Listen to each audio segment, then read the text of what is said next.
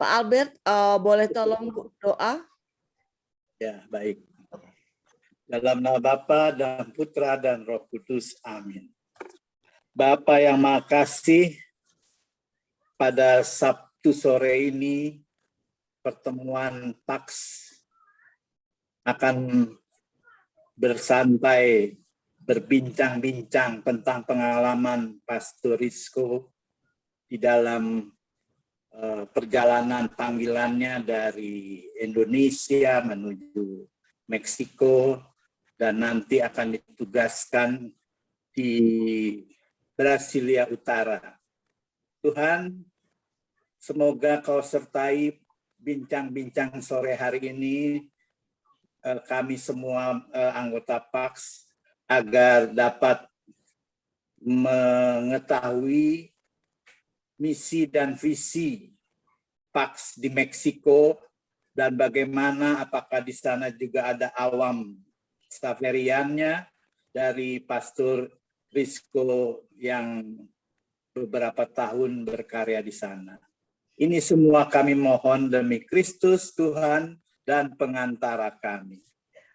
Dalam nama Bapa dan Putra dan Roh Kudus. Amin.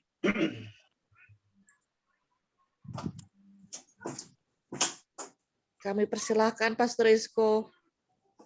Terima kasih. Selamat sore untuk semua. Selamat sore. Selamat sore. Senang sekali saya bisa berjumpa kembali, walaupun tidak secara fisik, tapi kita bisa melalui Zoom ini bisa berjumpa, bisa melihat wajah-wajah yang dulu pernah saya jumpai 11 tahun yang lalu, 10, 9, 8 tahun yang lalu. Pertama-tama saya mengucapkan terima kasih atas semua dukungan, khususnya dalam bentuk doa, nasihat, dalam proses perjalanan saya 11 tahun menjadi Xaverian, dan hingga pada akhirnya kemarin tanggal 15 Juli saya ditabiskan menjadi imam Xaverian di Padang. Saya sangat bersyukur karena saya percaya bahwa proses yang saya alami tidak hanya campur tangan saya sendiri, tapi juga ada 100% itu dari Tuhan dan melalui tangan-tangan umat-umat sekalian, teman-teman sekalian, dan anggota PAX yang saya kasih. Saya sempat berpikir apa yang akan saya bagikan karena begitu luas perjalanan panggilan saya, dan tadi sudah sempat disinggung Mbak Anggia. Selamat berjumpa ya Mbak, sudah lama kita tidak kontak ya.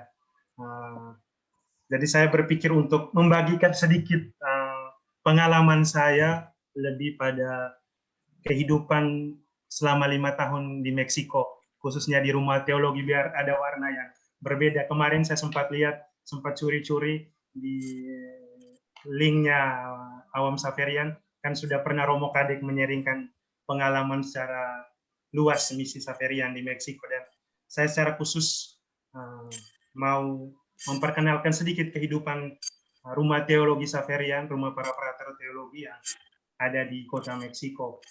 Saya akan coba dengan membagikan presentasi ya.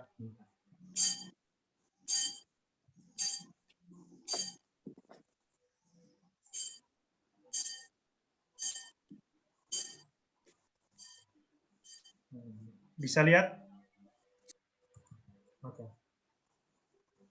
Oke. Saya mulai sharing sore ini dengan suatu kalimat yang sangat menginspirasi saya, dan itu yang menjadi kekuatan saya untuk ketika mengikrarkan kaul kekal dan berani menjawab ya menjadi seorang Xaverian seumur hidup. Panggilan adalah rahmat, dan rahmat itu wajib dibagikan. Pengalaman ini lahir dari keyakinan dan refleksi saya yang mendalam selama 11 tahun perjuangan jatuh bangun ketika tahun 2010 masuk Xaverian, dan saya meyakini bahwa panggilan yang saya miliki itu adalah rahmat dari Tuhan, dan justru rahmat itu yang mendorong saya untuk dibagikan kepada sesama yang menjadi tugas perutusan saya nanti. Dan saya kasih judul besar di sini, panggilan adalah rahmat dan rahmat itu wajib dibagikan. Saya kira suatu semangat lah, bukan hanya untuk diri saya sendiri, tapi juga untuk teman-teman PAX yang sudah menyatakan diri sebagai anggota Awam Xaverian yang dengan semangat juga mau menjadi pelayan-pelayan misionaris-misionaris pertama-tama di Indonesia, di paroki. Sebelum nanti saya tunggu nanti ada yang mau ke Brasil atau kemana nanti. Saya mulai pertama-tama dengan sekilas tentang rumah teologi. Saya bagi dalam dua bagian. Yang pertama tentang saya akan menjelaskan secara singkat mengenai rumah teologi, di mana saya hidup selama 5 tahun di sana. Terus yang kedua akan sharing sedikit pengalaman perjumpaan saya dengan orang-orang Indian yang ada di Meksiko. Rumah teologi didirikan pada tahun 2000, tepatnya di Jalan Canarias di Kelurahan Portales, Kecamatan Benito Juárez di kota Meksiko. Ini Mbak Anggia pasti masih ingat berapa tahun yang lalu beliau mengunjungi dan pernah tinggal di sana. Jadi saya mengambil ini pengalaman ini antara tahun 2016 sampai 2021, di mana saya pernah hidup. Jadi antara tahun 2016 sampai 2021, teologi internasional Meksiko itu sangat multikultural. Jumlah seluruhnya tuh ada 22 orang. 4 pastor, 3 orang Meksiko, dan 1 orang Itali. Ada 18 frater teologan yang berasal dari 9 negara. 3 orang dari Meksiko, 4 dari Kongo, 3 orang dari Kamerun, 2 orang dari Burundi, 3 orang dari Indonesia yang puji Tuhan semuanya sudah menjadi pastor. Yang ditabiskan pertama Pastor Yanto yang sekarang bertugas di Meksiko Utara. Terus Pastor Jimmy yang saat ini sedang di Indonesia tapi mendapat tugas perutusan di Kolombia, dan saya sendiri yang akan ke Brasil. Terus ada 1 frater dari Brasil, 1 frater dari Kolombia, dan 1 frater dari Bangladesh. Jadi memang antara tahun 2016 sampai 2021 itu komunitas ini sangat multikultural dibandingkan dengan 3 rumah teologi yang lain. Karena ada semua dari Amerika Latin, dari Asia, dari Afrika juga. Nah, ini sekilas foto angkatan kami ya. Ini mulai dari tahun bahasa. Nah, mungkin Mbak Anggia masih ingat wajah-wajah ini. Jadi memang kelihatan ada yang sangat putih, ada yang sangat hitam. Saya termasuk ya samar-samar lah di sini. Jadi ini ada yang ya, jadi ini foto ini kami ambil waktu tahun 2017 ketika retret. Ada beberapa nih yang sudah menjadi pastor, ada yang memutuskan mengambil jalan yang lain menjadi awam yang baik. Ada juga yang masih dalam tahap menjadi diakon. Jadi ini. Dan sebelah kanan ini ada rumah kami, rumah teologi. Bentar, maaf ya. Ini rumah teologi. Ini ada kegiatan bersama orang muda. Jadi rumahnya itu bentuknya kalau dilihat sepintas dari luar itu seperti hotel atau apartemen. Jadi kalau tidak ditulis bahwa itu seminari, bentuknya itu seperti hotel yang Bang nanti bisa menjelaskan nanti gimana. Tapi memang bentuknya itu seperti hotel, dan memang struktur kamar-kamarnya pun seperti hotel. Jadi seperti studio, ada kamar mandi sendiri di dalam dan ruang tidur, dan langsung sama ruang belajar. Jadi ini yang sebelah kanan ini kayak aula, disebutnya Zocalo. Terus ada yang warna kuning itu kapel kecil. Jadi itu sekilas. Jadi foto ini para frater yang ada yang sudah jadi pastor, ada yang sudah jadi awam yang baik, ada yang masih diakon. Ada 2 ini yang besok pagi akan ditabiskan menjadi imam. Yang baju merah sebelah kiri duduk itu orang Bangladesh, karena dia tidak bisa pulang ke Bangladesh, namanya Diakon Tufan. Dia akan ditabiskan bersama Diakon Irwin. Jadi sebelah atas bagian tengah di antara kursor saya bisa bisa ya, jadi ini. Jadi besok 2 Xaverian diakon akan ditabiskan jam 10 pagi di Meksiko. Kalau yang dari Indonesia mana, Romo Rizko? Saya lihat itu betul nggak Pastor Jimmy itu yang di atas berdiri. Pastor Jimmy rupanya dia ngambil foto waktu itu, jadi dia tidak ada. Itu Yanto bukan yang Ya, ikut ini ya Pastor Yanto, ya. Yanto. Ini Pastor Yanto. Pastor Rizko mana? Saya yang ini paling depan. Iya betul kan kata Bapak. Ya. Ya, saya menduga itu. Rada putih Romo Rizko. Ya. Samar-samar. Jadi itu sekilas tentang rumah teologi dan sedikit tentang gedung atau rumah seminari kami. Kalau rumah seminarinya itu landed atau landed? Bukan bertingkat kan? Ya, ada 4 tingkat. Jadi yang bagian atas tuh seperti jemuran, disebutnya sotano. Jadi memang itu untuk kalau sore lagi kita lagi stres belajar, kita bisa naik ke atas terus melihat untuk mencari udara segar lah bagian atas. Jadi kamar-kamar itu ada di lantai 2 dan lantai 3. Lantai bawah itu garasi mobil, lantai 1 itu yang ini. Jadi ini lantai 1, lantai 2, 2, 3 itu kamar frater dan pastor. Yang bagian 4 di atas itu seperti apa ya, lapangan gitu. Jadi tempat jemuran. Jadi itu rumah berlantai 4 gitu ya? Ya. Oh. Hanya ada satu. Yang lantai 4 bisa dibuat barbecue dong ya? Iya, itu. Oke, saya lanjut. Apa kegiatan kami umumnya? Kegiatan kami itu biasanya pertama pasti kalau yang para frater dari luar yang bukan orang Meksiko atau yang bukan berbahasa Spanyol itu studi bahasa. Studi bahasa. Terus kalau yang datang dari Kolombia atau Meksiko, mereka langsung studi teologi. Dan ketiga itu karya kerasulan. Jadi 3 kegiatan besar yang dilakukan para frater teologan di Meksiko. Studi bahasa, studi teologi, dan kerasulan. Nah, ini saya sedikit menjelaskan tentang dimensi hidup studi. Jadi kami kuliah di satu universitas namanya Instituto de Formación Teológica Intercongregasi, namanya IFTIM. Jadi IFTIM ini cabang dari satu universitas pusat yang ada di Kolombia, namanya Universidad Javeriana, tapi tidak memiliki relasi dengan Xavier. Hanya namanya Universitas Javeriana, dan membuka cabang di Meksiko. Nah, disinilah kami kuliah, namanya IFTIM. Jadi jadwal kuliah kami itu hanya dari Selasa sampai Jumat, dari jam 9 pagi sampai jam 2 sore, jam 2 siang. Itu untuk kuliah teologi.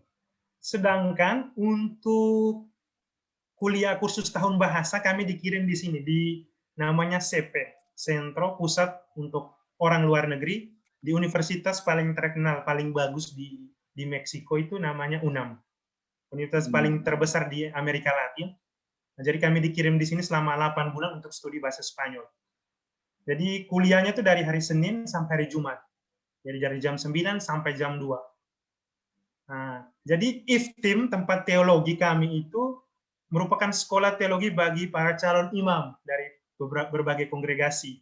Jadi ada Xaverian, Dominikan, Projo Meksiko, ada kongregasinya namanya Maria Guadalupana, ada OFM, ada Benediktin, ada Karmel, dan ada SWD.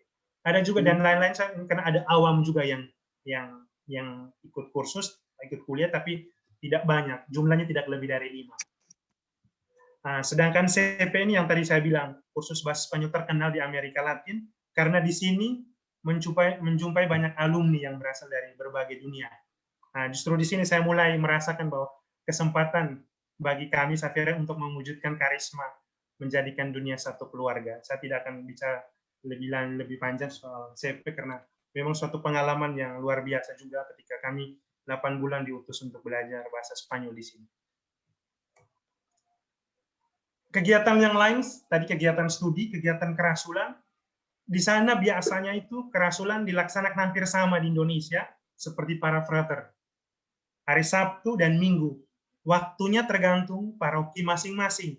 Jadi kadang ada frater yang kerasulannya itu karena jauh dan mulai jam 7 malam, kadang pulangnya sampai jam 11. Karena batas kereta bawah tanah itu sampai jam 12.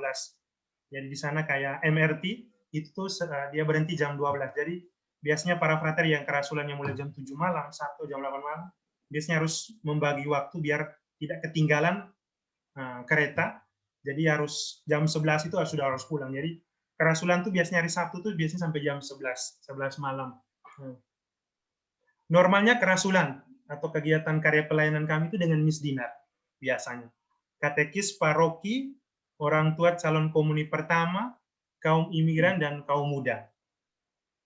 Saat ini ada 5 paroki yang menjadi ladang kerasulan kita. Tapi ini semua parokinya, paroki Imam Diocesan Meksiko. Kita tidak ada paroki di kota Meksiko. Kita Xaverian hanya ada 2 paroki, tapi di daerah komunitas orang Indian yang ada di Meksiko bagian tengah. Jadi kita ini berkarya di 5 paroki yang dimiliki oleh para imam projo. Ada juga kerasulan dengan kelompok ekumene, tapi tidak terlalu terlalu hidup, karena memang kalau berbicara soal ekumene sangat sulit di sana untuk menyatukan, apalagi dengan gerakan ekumene Pentekostal dari Amerika yang memang tidak mau berdiskusi, tidak mau beda sama kita yang di Indonesia yang masih mau mengadakan kegiatan bersama. Sedangkan kelompok garis keras dari Amerika, mereka sangat kuat, sudah mulai masuk ke daerah India. Apalagi gereja Mormon pun sangat kuat di Meksiko. Jadi memang untuk ekumene, kerasulan ekumene tidak terlalu begitu tumbuh dengan baik. Nah, berapa hal yang menjadi pusat kerasulan kita, biasanya ini kaum muda. Kelompok ini menjadi pusat kerasulan kita karena hampir sebagian besar kaum muda, khususnya di kota Meksiko, tidak tertarik lagi untuk pergi ke gereja atau aktif dalam pelayanan gereja. Setiap hari Minggu sangat sulit menjumpai kaum muda yang di gereja. Jadi biasanya misa jam 6 pagi itu kita tidak akan menjumpai orang muda. Yang kita jumpai para lansia yang di atas 60. Jadi kalau misa jam 6, jam 8 pagi, tidak ada orang muda. Terus ada pasangan muda juga, ini juga menjadi perhatian dan ladang kerasulan kita. Kebanyakan pasangan muda tidak terlalu mengenal gereja, dan hal ini berakibat pada pendidikan anak-anak mereka. Karena itu sangat penting, jadi menganimasi dan menanamkan iman yang kuat kepada pasangan muda. Jadi ini juga salah satu bentuk perhatian kita karya. Kaum miskin dan kaum jalanan, jadi ada 2 paroki yang kita layani di kategori ini, kaum miskin dan kaum jalanan. Karena kesenjangan sosial di kota Meksiko itu sangat tinggi. Banyak kaum miskin yang tinggal di pinggiran jalan, tidak mempunyai rumah, dan konfrater kita banyak yang membantu pelayanan di sini, seperti memasak kacang merah atau memasak nasi dan membagikan kepada kaum miskin. Biasanya itu dilakukan sekitar mulai jam 6 sore sampai jam 9 malam. Jadi mereka baru pulang dari mengais atau menjadi pemulung, terus sorenya tuh mereka sudah tahu paroki untuk mendapatkan makan malam. Jadi ada satu imam projo yang melayani dan kita para frater Xaverian membantu. Lalu kaum imigran, kelompok ini juga mendapat perhatian khusus karena kadangkala para imigran diperlakukan tidak adil. Di Meksiko banyak sekali imigran yang berasal dari Amerika Tengah yang mencoba mencari peruntungan hidup di Amerika Serikat. Misalnya dari Honduras, Guatemala, daerah-daerah Belize, itu mereka biasanya kalau untuk Amerika pintu masuk pertama itu Meksiko. Jadi kita bekerja dengan komunitas Calabrinian yang memang mempunyai karisma untuk melayani di bagian imigran. Lalu setiap pekan suci kami para frater ini dikirim ke tempat-tempat terpencil, khususnya di daerah-daerah suku Indian, untuk merayakan Paskah bersama umat yang notabene kaum miskin, kecil, dan terpinggirkan. Jadi setiap pekan suci sudah siap. Kita 2 minggu diutus ke sana untuk hidup bersama, merayakan Paskah bersama umat di sana. Tantangan dan kesulitan. Nanti foto-fotonya saya ada setelah nanti. Yang menjadi tantangan saya, refleksi saya selama 5 tahun itu kurangnya partisipasi kaum muda dalam kegiatan-kegiatan gereja. Hal ini dilatar belakangi situasi dan kondisi di ibu kota yang menawarkan berbagai macam tawaran yang menarik. Jadi sini kaum muda lebih senang pergi ke bar atau ke salon dance pada akhir pekan. Jadi mulai Jumat sampai Sabtu malam itu di Meksiko itu memang sudah ada sudah penuh dengan orang muda yang memang mereka suka minum, suka menari, yang pada akhir pekan daripada berpartisipasi dalam kegiatan orang muda di gereja yang juga dilaksanakan pada akhir pekan. Jadi memang kesulitan kita, kami para frater itu, kalau Sabtu Minggu kerasulannya susah menjumpai orang muda karena memang mereka kerja Senin sampai Jumat sore itu sudah janjian untuk kumpul di bar sampai Sabtu pagi atau Sabtu terus lanjut Sabtu malam. Jadi memang susah untuk membuat kegiatan sama orang muda.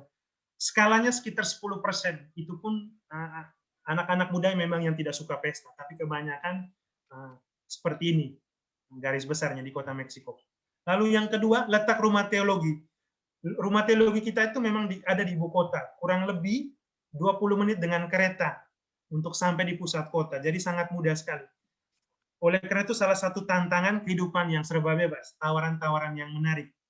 Di sini kami para frater diuji mental dan kedewasaan dalam mengambil keputusan. Jadi di sana itu kita pegang kunci rumah sendiri-sendiri. Aturannya hari Sabtu malam itu pulang sebelum jam 12. Jadi kalau lebih dari jam 12 harus minta izin untuk bilang ada pesta atau apa. Tapi memang kita dilatih karena letak rumah teologi kita yang memang di kota, jadi memang benar-benar membantu kami untuk bertanggung jawab dengan panggilan kami dan juga keputusan-keputusan yang akan kami lakukan. Lalu salah satu kesulitan yang saya temui ini pengalaman pribadi adalah membuka ladang kerasulan di bidang sosial. Misalnya kalau kita di Indonesia ada dialog antara agama atau budaya.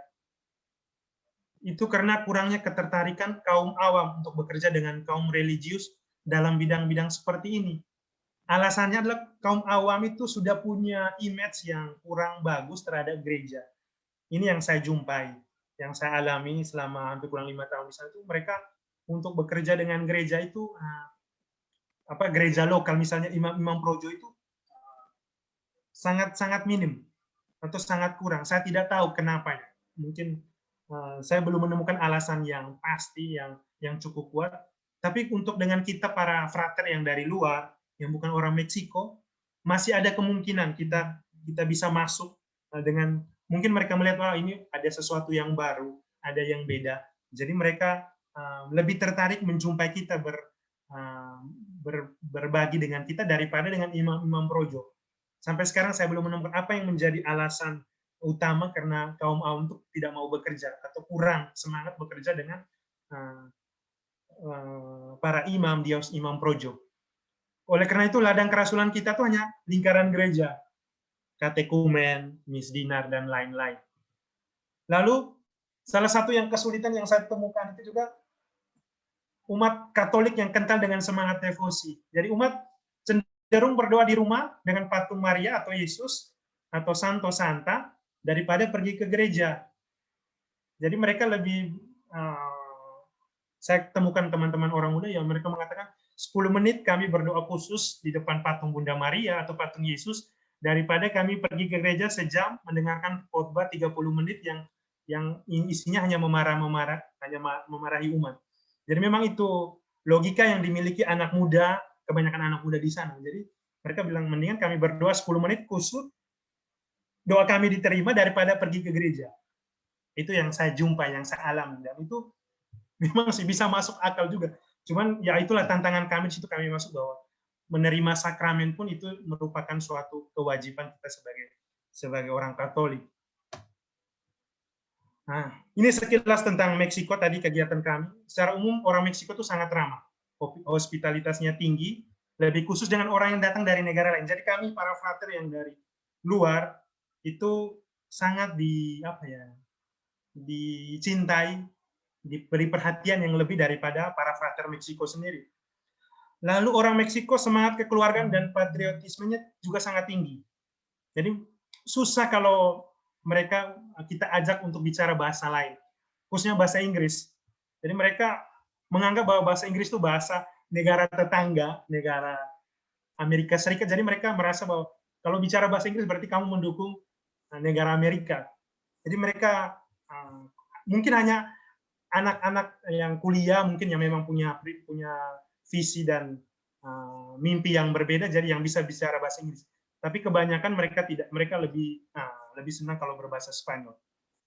Lalu budaya spontan, maksudnya berbeda dengan budaya Timur yang lebih menjaga perasaan.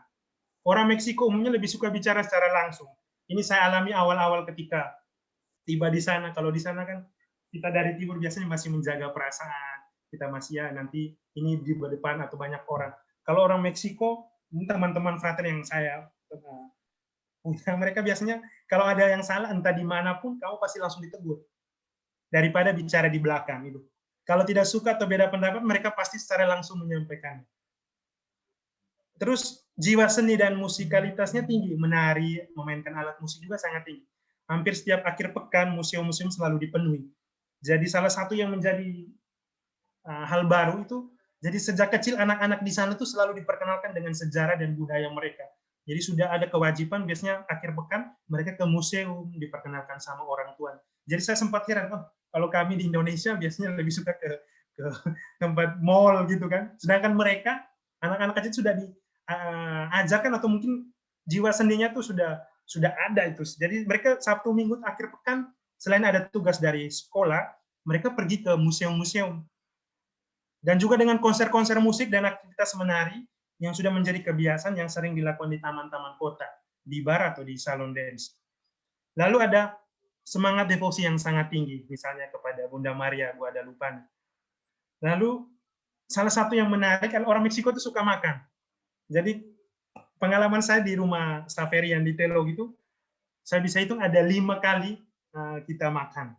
Jadi tidak tahu kalau di rumah-rumah umat, tapi di rumah Telog kita ada 5 waktu, biasanya jam 7:30-8 pagi, biasa kita sarapan buah dan jus, dan telur goreng sama kacang merah. Mbak Anggia pasti tahu pernah beberapa hari jadi pernah mencicipi makanan di. Terus jam 10 itu biasanya mereka potus. Jam 10 itu potus biasanya kopi sama namanya torta itu seperti lawannya hamburger orang Amerika. Kalau hamburger hanya ditaruh satu daging, sayur, tomat, roti. Sedangkan torta itu ditaruh daging ayam, daging babi, tomat, sayur, alpukat, semua ditaruh. Jadi memang itu harganya itu 50 peso, sekitar 45.000. Itu kita makan bisa untuk makan siang udah cukup itu. Rotinya panjang, roti tahu, diisi semua daging babi, daging domba, dan ada 50 jenis. Jadi ada kulit babi, kaki babi dimasukkan semua, alpukat dimakan. Itu merupakan salah satu makanan favorit saya itu, namanya torta.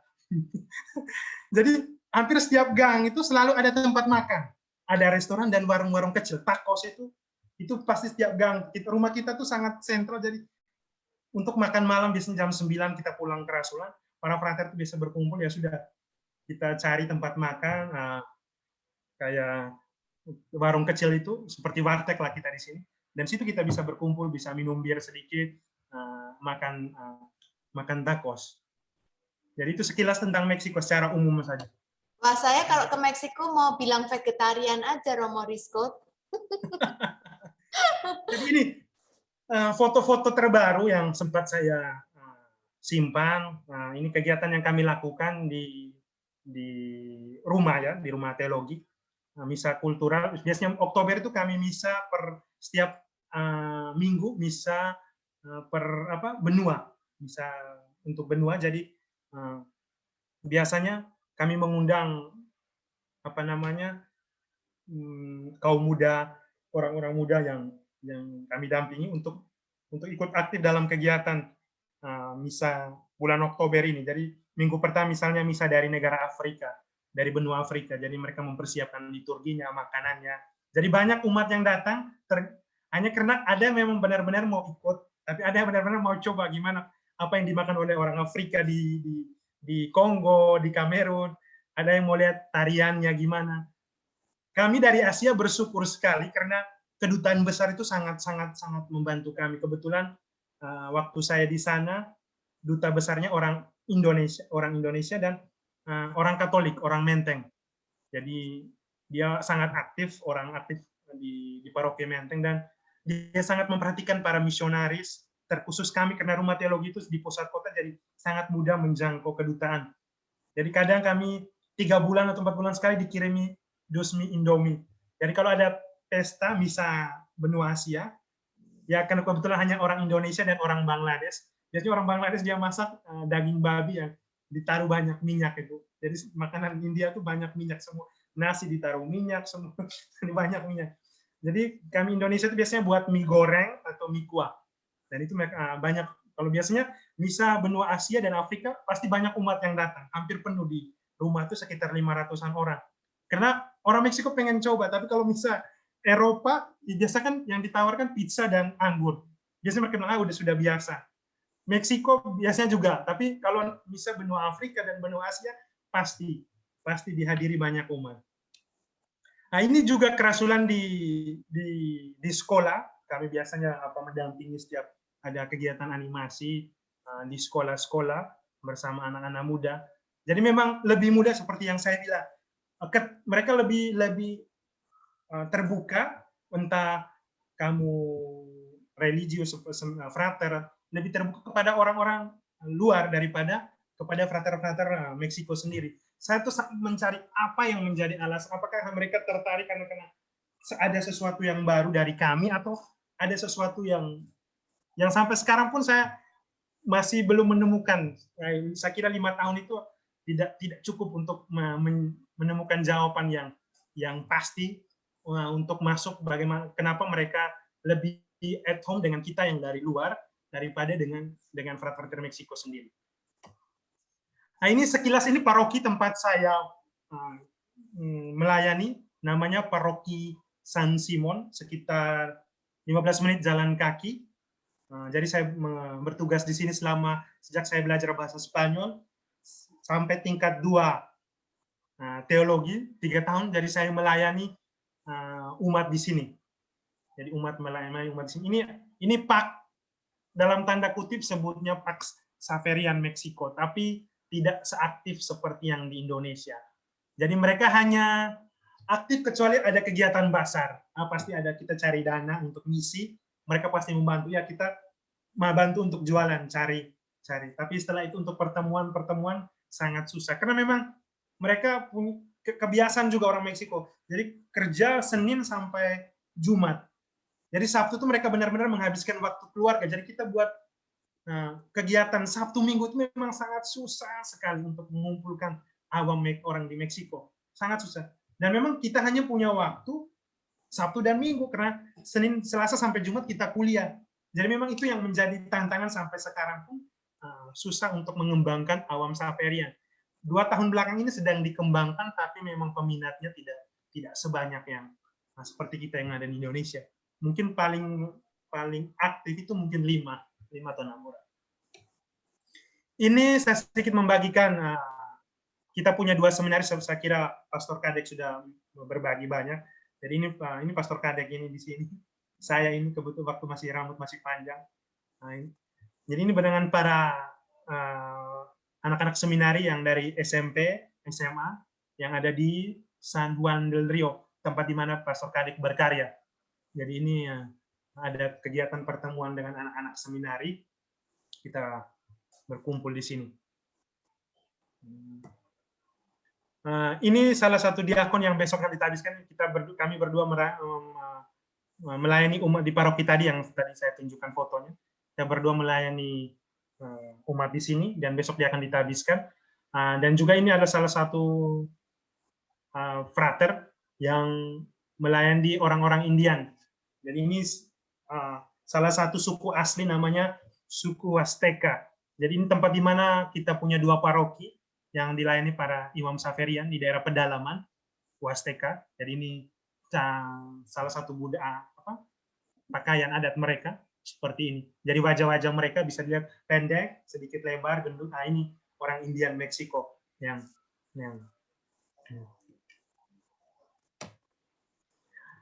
kegiatan animasi memang menjadi salah satu hal yang menjadi prioritas kami di sekolah-sekolah dan di universitas. Ini kami selalu mencari cara bagaimana, kalau tidak kita hanya kegiatannya hanya mendampingi misdina, liturgi di paroki. Jadi kami mencoba, saya kebetulan menjadi seksi animasi 3 tahun di sana. Jadi kalau tidak mau kita harus cari di mana diadakan animasi untuk paling tidak memperkenalkan sedikit kehidupan religius, karena mereka sangat minim pengetahuan soal kehidupan religius, kehidupan para biarawan-biarawati. Jadi kesempatan kami 2 bulan sekali itu kami membuat planning untuk pergi ke universitas atau sekolah untuk memperkenalkan sedikit dari kegiatan animasi seperti ini. Paling tidak pertama-tama untuk memperkenalkan, tidak untuk mencari panggilan. Jadi pertama-tama untuk memperkenalkan kepada mereka. Tapi memang susah untuk saya tuh 5 tahun di sana tuh baru 5 tahun menjadi frater dan baru hanya 1 yang bisa saya pancing. Itu pun masih dalam proses untuk masuk menjadi seorang Xaverian. Ini kegiatan di paroki yang saya dampingi. Biasanya anak-anak sekolah minggu di paroki ini. Biasanya saya kadang membantu di grup musik, biasanya membantu. Biasanya jadi di sana tuh salah satu yang membedakan kita di Indonesia itu di sana tuh lebih alat instrumen yang digunakan itu gitar. Jadi susah sekali kita menjumpai di gereja-gereja di kota Meksiko yang misalnya tuh gunakan organ. Sangat jarang sekali saya temukan. Jadinya biasanya gitar 2 atau 3 orang yang nyanyi udah. Tidak ada namanya kur. Jadi itu salah satu kendala juga ketika kita yang dari Indonesia sudah terbiasa dengan suara tenor, suara sopran. Di sana tuh tidak ada. Semua lagu dinyanyikan satu suara. Jadi itu yang salah satu yang membuat kita susah juga untuk membentuk paduan suara itu sangat susah sekali. Jadi benar-benar salah satu hal yang baru juga karena mereka di sana nyanyi satu suara saja. Dan nyanyi kalau kita di sini kan tergantung kalau suara pagi beda sama suara sore atau suara malam. Jadi kita pemusiknya itu harus pintar-pintar. Ini suara pagi, jadi harus diturunin atau dinaikkan. Kalau di sana sudah, jadi dia mainnya misal satu lagu, dimainkan dari kunci do atau kunci C. Jadi entah pagi, sore, malam tetap dia kuncinya sama. Jadi benar-benar butuh perjuangan ketika kita berjumpa dengan penyanyi yang memang tidak bisa connect dengan pemain musik. Jadi kadang-kadang itu kita main kunci C, dia nyanyi suara D, suara re atau apa. Jadi memang susah. Ini sedikit kegiatan pendampingan kaum muda dengan orang-orang muda. Ya biasanya ini mereka yang seksi liturgi, yang bagian sini pastor parokinya, projo, ini para frater. Kali ini ada beberapa orang muda yang benar-benar berkomitmen untuk mendampingi, untuk melayani di gereja, di paroki San Simon. Ini ada sedikit kegiatan yang kami lakukan.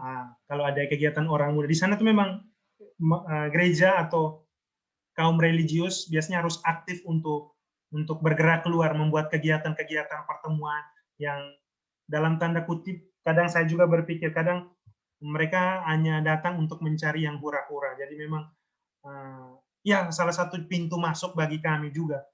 Untuk paling tidak pertama-tama bukan langsung datang dengan kita pendalaman kitab suci atau sharing. Biasanya kalau kita mulai dengan seperti itu mereka tidak akan datang. Tapi biasanya bilang kita ada kegiatan menari, ada kegiatan seperti ini permainan. Mereka pasti datang banyak. Tapi kalau kita datang sudah membuat di poster ada pendalaman kitab suci atau seperti itu tidak akan datang.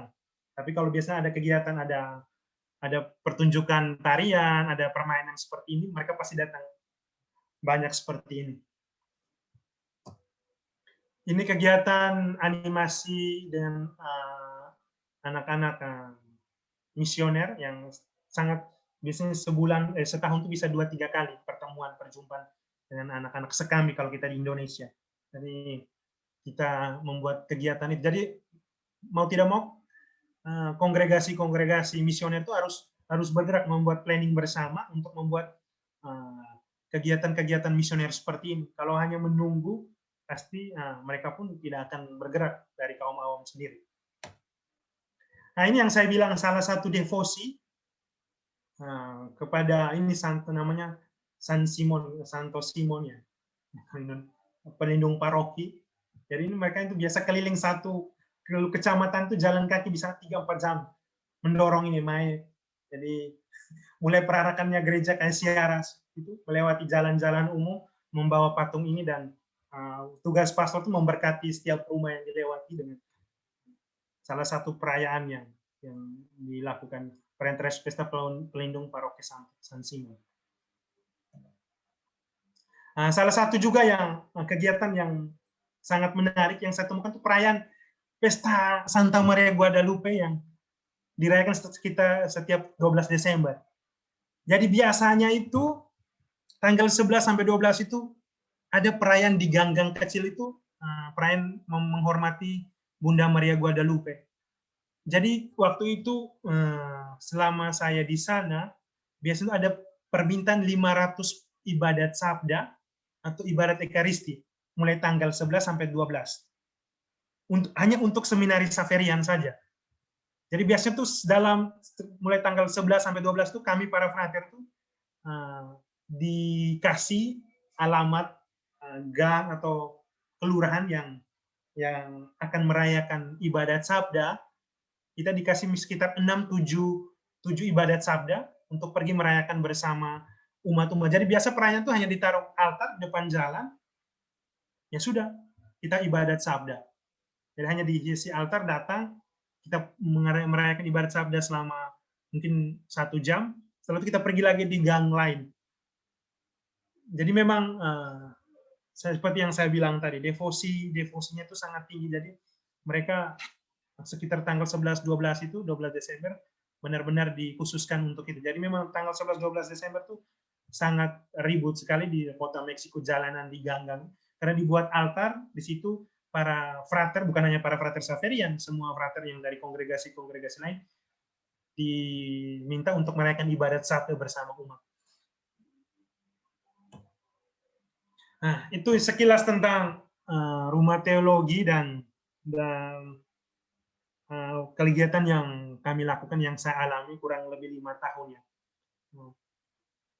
Yang bagian kedua, secara singkat saja, tadi saya sempat menyiapkan video pengalaman saya di komunitas Indian, tapi internet di sini di rumah susteran tidak terlalu bagus untuk mendownload, jadi nanti saya bagikan link saja, ada video yang saya buat pelayanan di komunitas Indian. Jadi ini bagian kedua, saya secara khusus mau berbagi sedikit kepada kelompok Pax Indonesia Jakarta. Saya mengambil moto tabisan saya dari Roma 8:28, Allah turut bekerja dalam segala sesuatu bagi mereka yang mencintai.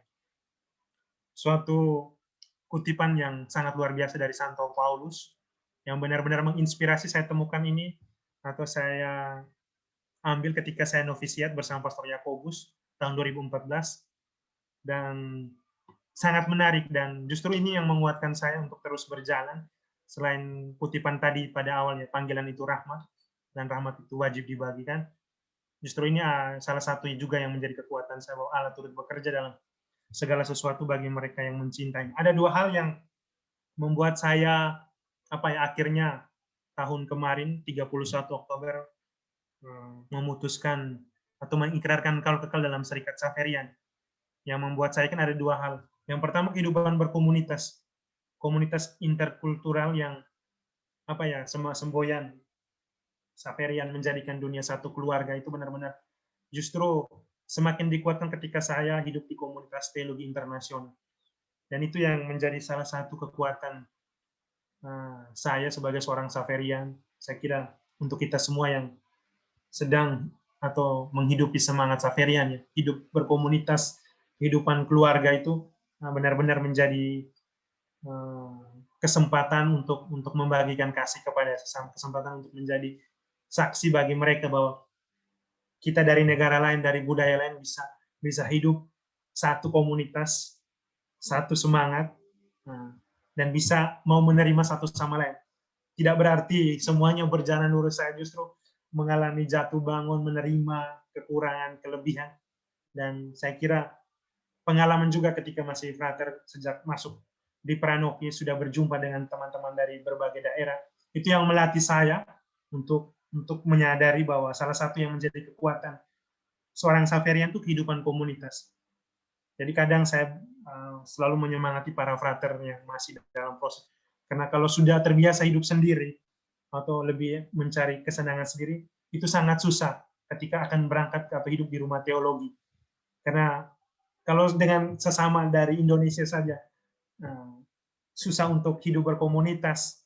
Ketika di luar berjumpa dengan mereka yang dari Brasil, dari Kolombia, dari Afrika yang punya tingkah laku, cara berpikir yang berbeda, itu sangat susah. Jadi itu yang menjadi kekuatan saya ketika saya bilang, kalau saya sudah lulus kehidupan berkomunitas, ya itu yang menjadi kekuatan saya untuk menjawabnya. Yang kedua adalah pelayanan kasih. Jadi benar-benar pengalaman melayani orang-orang suku Indian. Jadi kami mendapat kesempatan, saya sendiri 5 tahun itu melayani daerah Mixteco, itu daerah Meksiko Selatan, itu berbatasan dengan negara Guatemala dan Honduras. Jadi pernah 2 kali saya dikirim ke sana untuk hidup melayani mereka pekan suci 2 minggu kurang lebih di situ bersama suku namanya Mixteco. Jadi mereka wajah-wajah mereka tuh mirip-mirip orang-orang daerah suku-suku Peru. Mbak Anggia pasti tahu lah. Jadi mereka pendek tapi kulitnya lebih kecoklatan.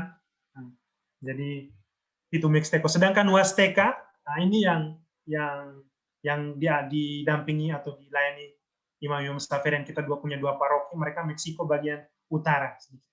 Jadi di sini ada komunitas Indian yang dilayani para Imam Safarian. Dan juga pengalaman kerasulan kepada orang-orang miskin kecil yang terpinggirkan, itu yang benar-benar yang saya alami selama 5 tahun di Meksiko, khususnya di kota Meksiko ya, yang membuat saya akhirnya juga yakin bahwa itu yang membuat saya bahagia, yang bahwa saya juga misionaris. Kadang merasa bahwa ketika masih frater teologi berarti hanya belajar saja, diutus untuk belajar, tapi justru pengalaman di Meksiko itu yang meyakinkan saya, membuat saya akhirnya menjawab ya dengan panggilan yang sudah saya mulai sejak tahun 2010, dan puji Tuhan akhirnya lamaran kaul kekal saya diterima, tabisan lamaran untuk diakon pun diterima. Jujur saya tidak mengalami namanya masa top, termasuk salah satu frater Indonesia yang dalam proses pendidikan termasuk cepat.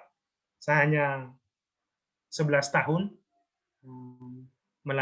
proses pendidikan saya, jadi termasuk cepat juga karena tidak mengalami masa top. Jadi itu yang bisa saya bagikan pada saat ini. Jadi itu yang saya persiapkan.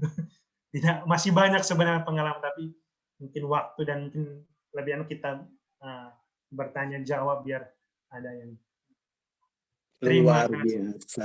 Luar biasa. Mantap. Keren.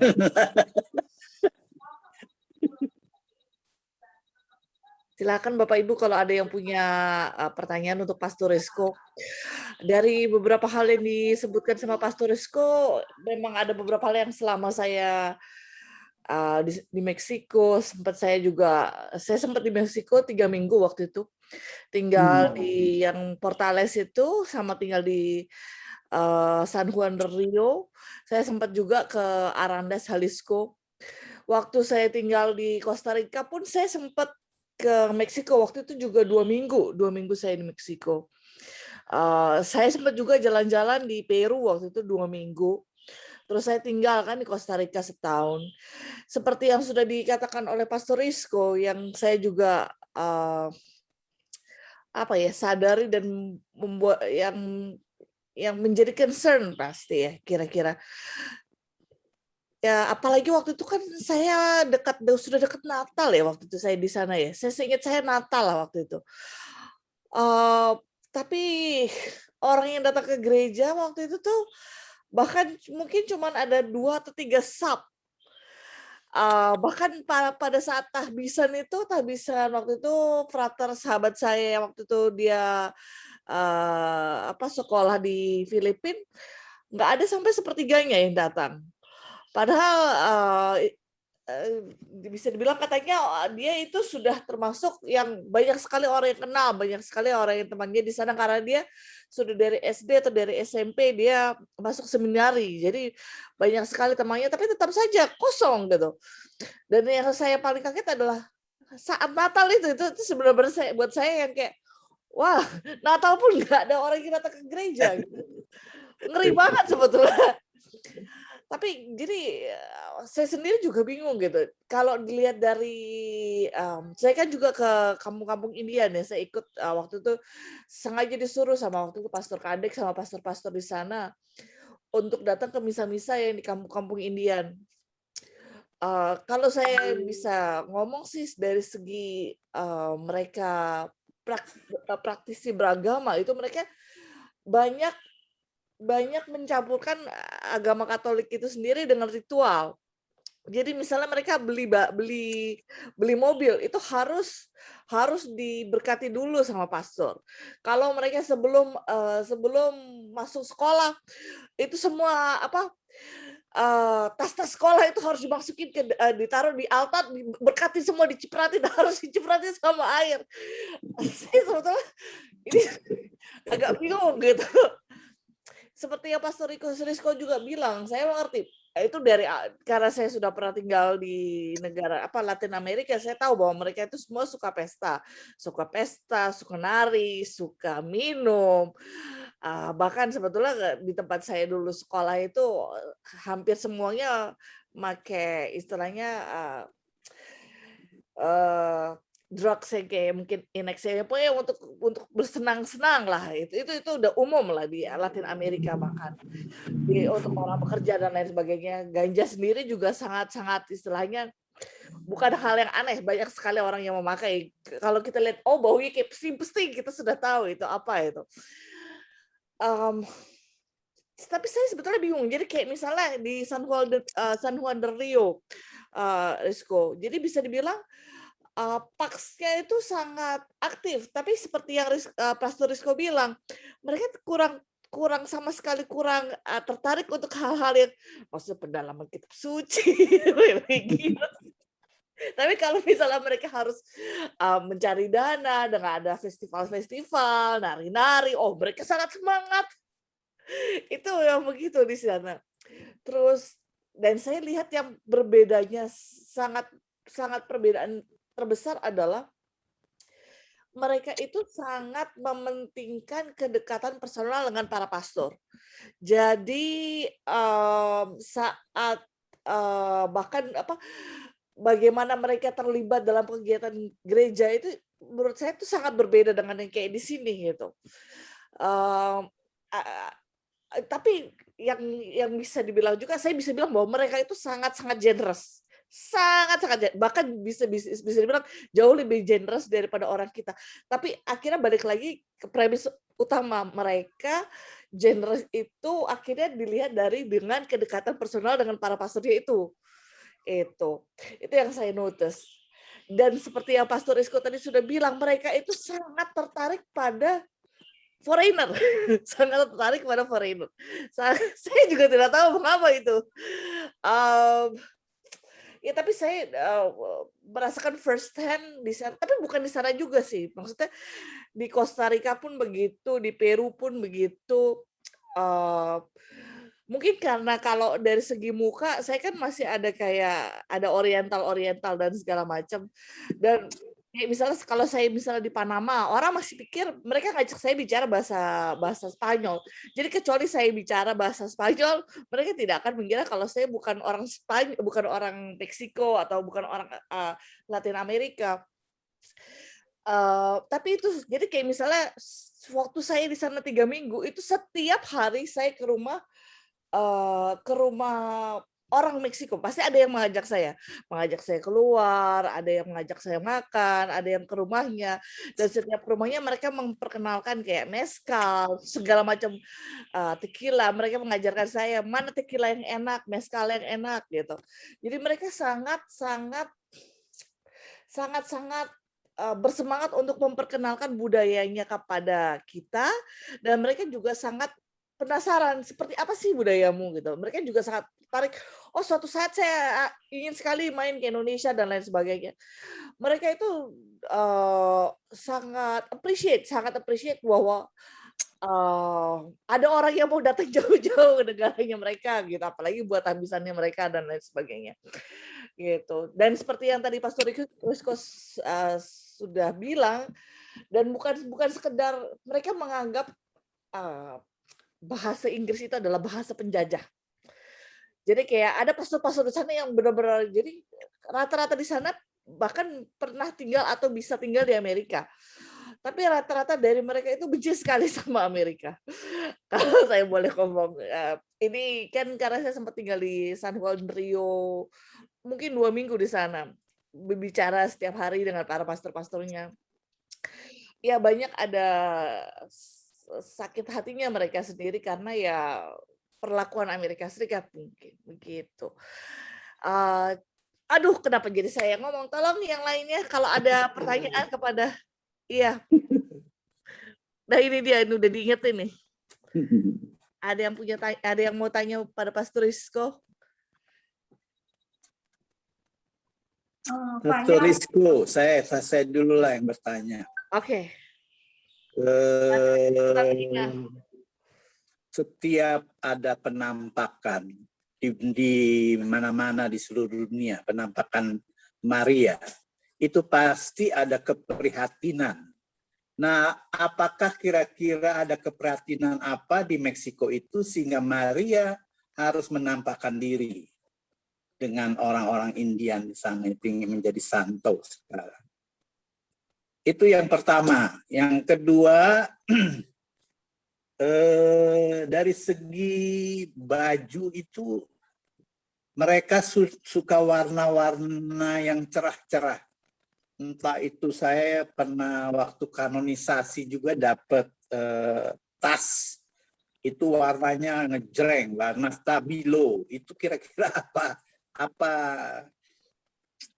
budaya apa yang membuat mereka suka yang cerah-cerah itu. Itu aja dulu sementara Pastor Rizko. Baik, terima kasih. Saya jawab dari yang kedua. Yang kedua, kenapa warna-warni itu? Saya pun kaget ketika pertama kali tiba di komunitas Indian di paroki kita. Ketika di altar itu semua ditebari bunga dari berbagai macam jenis bunga. Ada 2 bunga. Nah, dan saya heran justru yang di apa namanya, kata mereka tuh kalau kita orang Indonesia kalau tidak makan nasi tidak lengkap. Kalau di altar itu belum ada bunga berarti belum bisa kita mulai misa. Jadi makna bunga itu menjadi sesuatu yang sakral bagi mereka. Jadi kalau ada apapun kegiatan liturgi belum ada bunga, pastornya jangan dulu. Jadi harus ada bunga yang harus ditebar di atas altar atau di depan altar itu ditaruh bunga. Jadi salah satu yang menjadi tugas mereka kalau ada, ayo kita mau misa atau kita mau ibadat, pasti yang dibuat ibu-ibu pertama bukan menyiapkan altarnya, hostinya di mana, bacanya, pergi mencari bunga di kebun atau di hutan. Pasti mencari bunga. Itu yang sampai sekarang saya kira, coba kalau Bapak Ibu yang pernah menonton film Coco, itu kan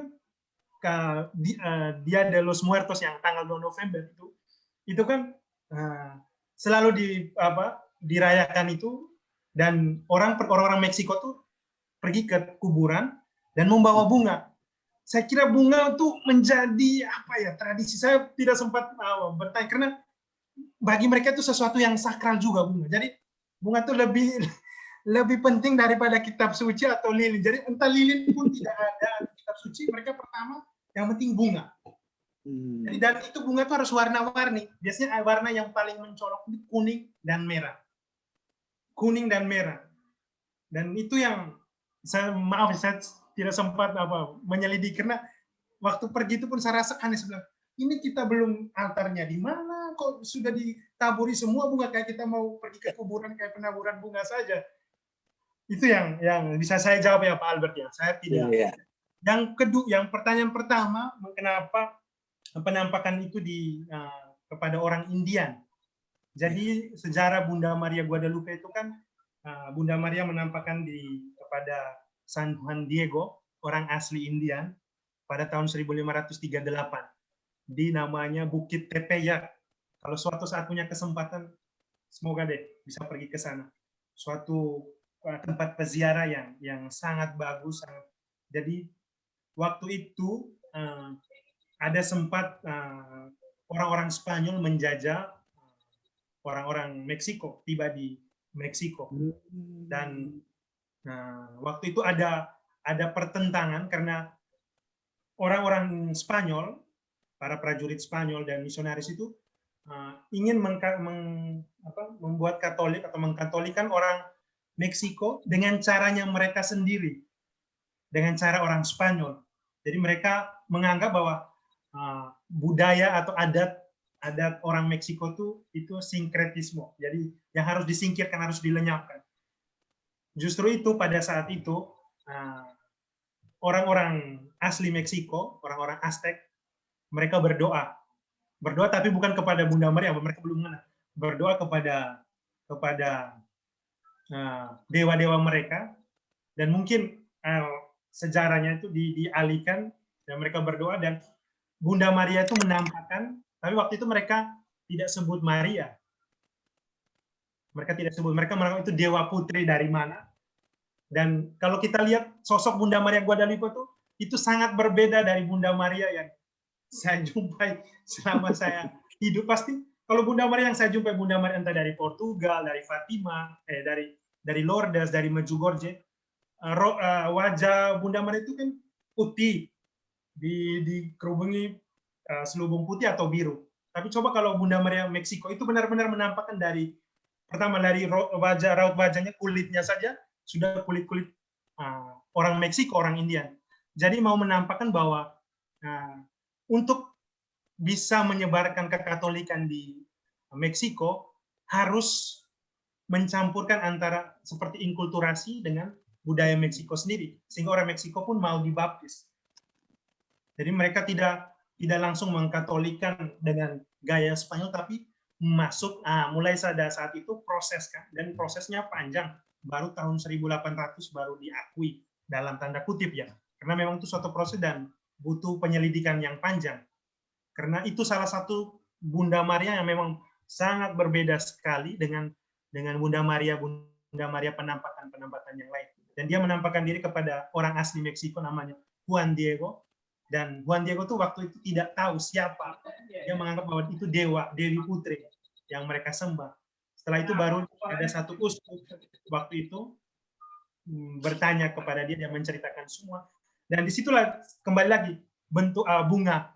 Jadi dia memberikan Juan Diego tuh Juan Diego membawa bunga mawar merah kepada Bunda Maria itu sebagai penghormatan. Jadi uskup itu menyarankan kalau kamu jumpa lagi, pergilah ke tempat itu, bawalah bunga merah, mawar merah di sana, di tempat Tepeyac itu, bukit itu. Suatu saat kalau punya kesempatan pergilah berdoa, Pak Albert, bersiar. Tapi mungkin itulah, jadi kenapa kebiasaan orang Meksiko mungkin salah satu ya, Bu, tidak 100%, tapi salah satu kenapa setiap ada kegiatan atau ibadat atau misa, bunga itu menjadi simbol, karena memang mungkin pengalaman perjumpaan Bunda Maria Guadalupe dengan Juan Diego, orang Indian itu, yang pertama-tama yang dibawa adalah bunga mawar merah itu. Jadi memang tradisi yang terus turun-temurun, sehingga apapun kegiatan seremoni misa ibadat pasti pertama itu bunga.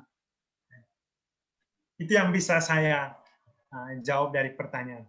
Kalau saya nonton film Koko juga, itu bukan hanya devosi kepada santo-santa saja, tetapi juga para leluhur ya, Romo ya, di sana itu ya. Semua dipasang di meja gitu. Dan hidup gitu. Mereka percaya itu hidup gitu.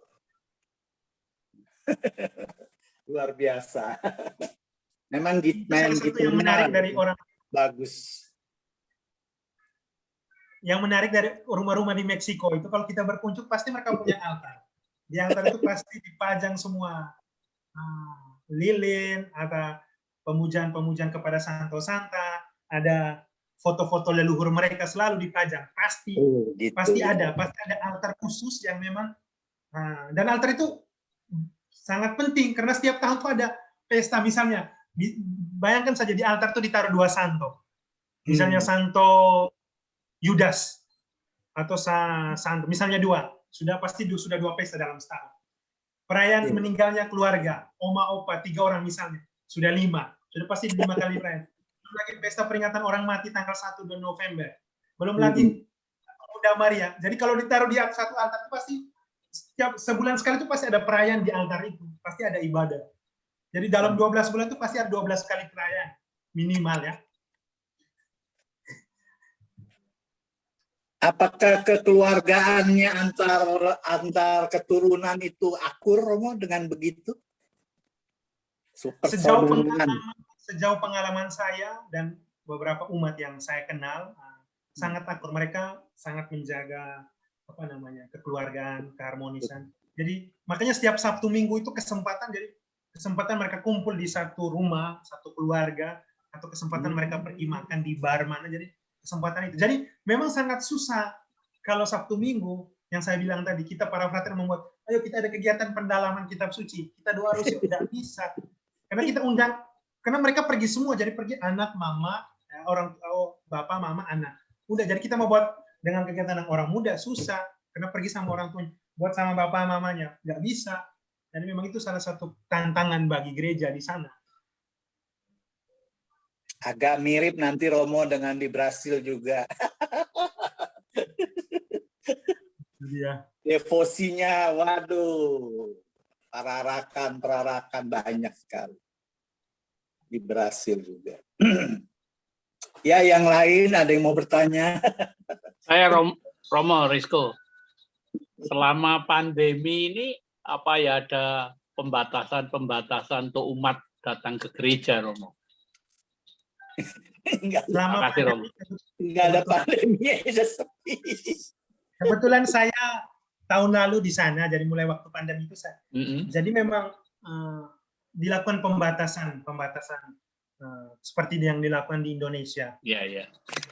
Tapi seperti yang Mbak Anggia bilang tuh, namanya pemberkatan mobil itu tetap jalan. Pemberkatan. Mereka kan tetap datang walaupun mau pandemi, yang penting biar bisa lewat online, tapi pemberkatan mobil, pemberkatan rosario itu pasti mereka pencet bel seminari. Ini Romo, saya waktu diakon itu tugas saya bukan membuat khotbah atau memberikan khotbah renungan. Tugas saya itu memberkati dengan air itu, berkat itu. Bisa dalam sehari itu saya bisa memberkati 4-5 mobil itu depan seminari. Iya. Jadi waktu kalau saya yang datang minta 1 berkat mobil. Tiba-tiba mereka lihat diberitahu ya ada pemberkatan, udah datang mobilnya. Atau rosario, jadi mereka cari di bel ini tolong diberkati rosario atau apa patung. Jadi waktu pandemi misa online, tapi pemberkatan tetap jalan terus. Jadi terima kasih, Romo.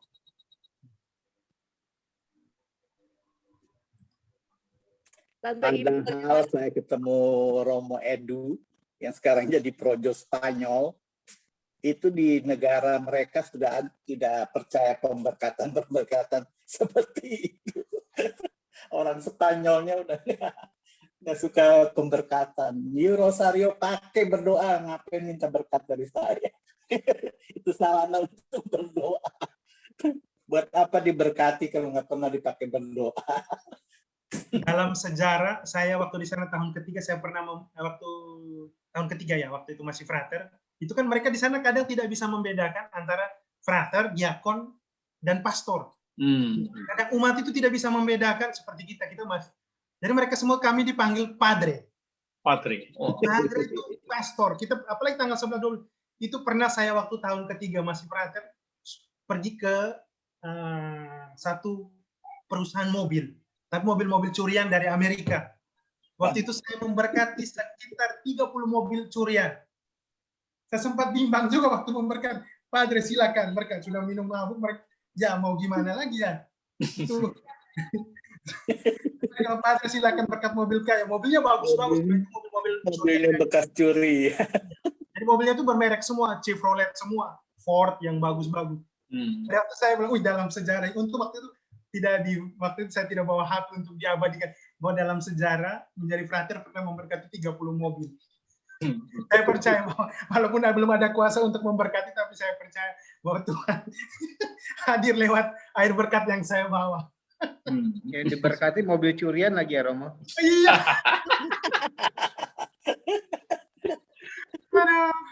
Aduh. Ada lagi, silakan.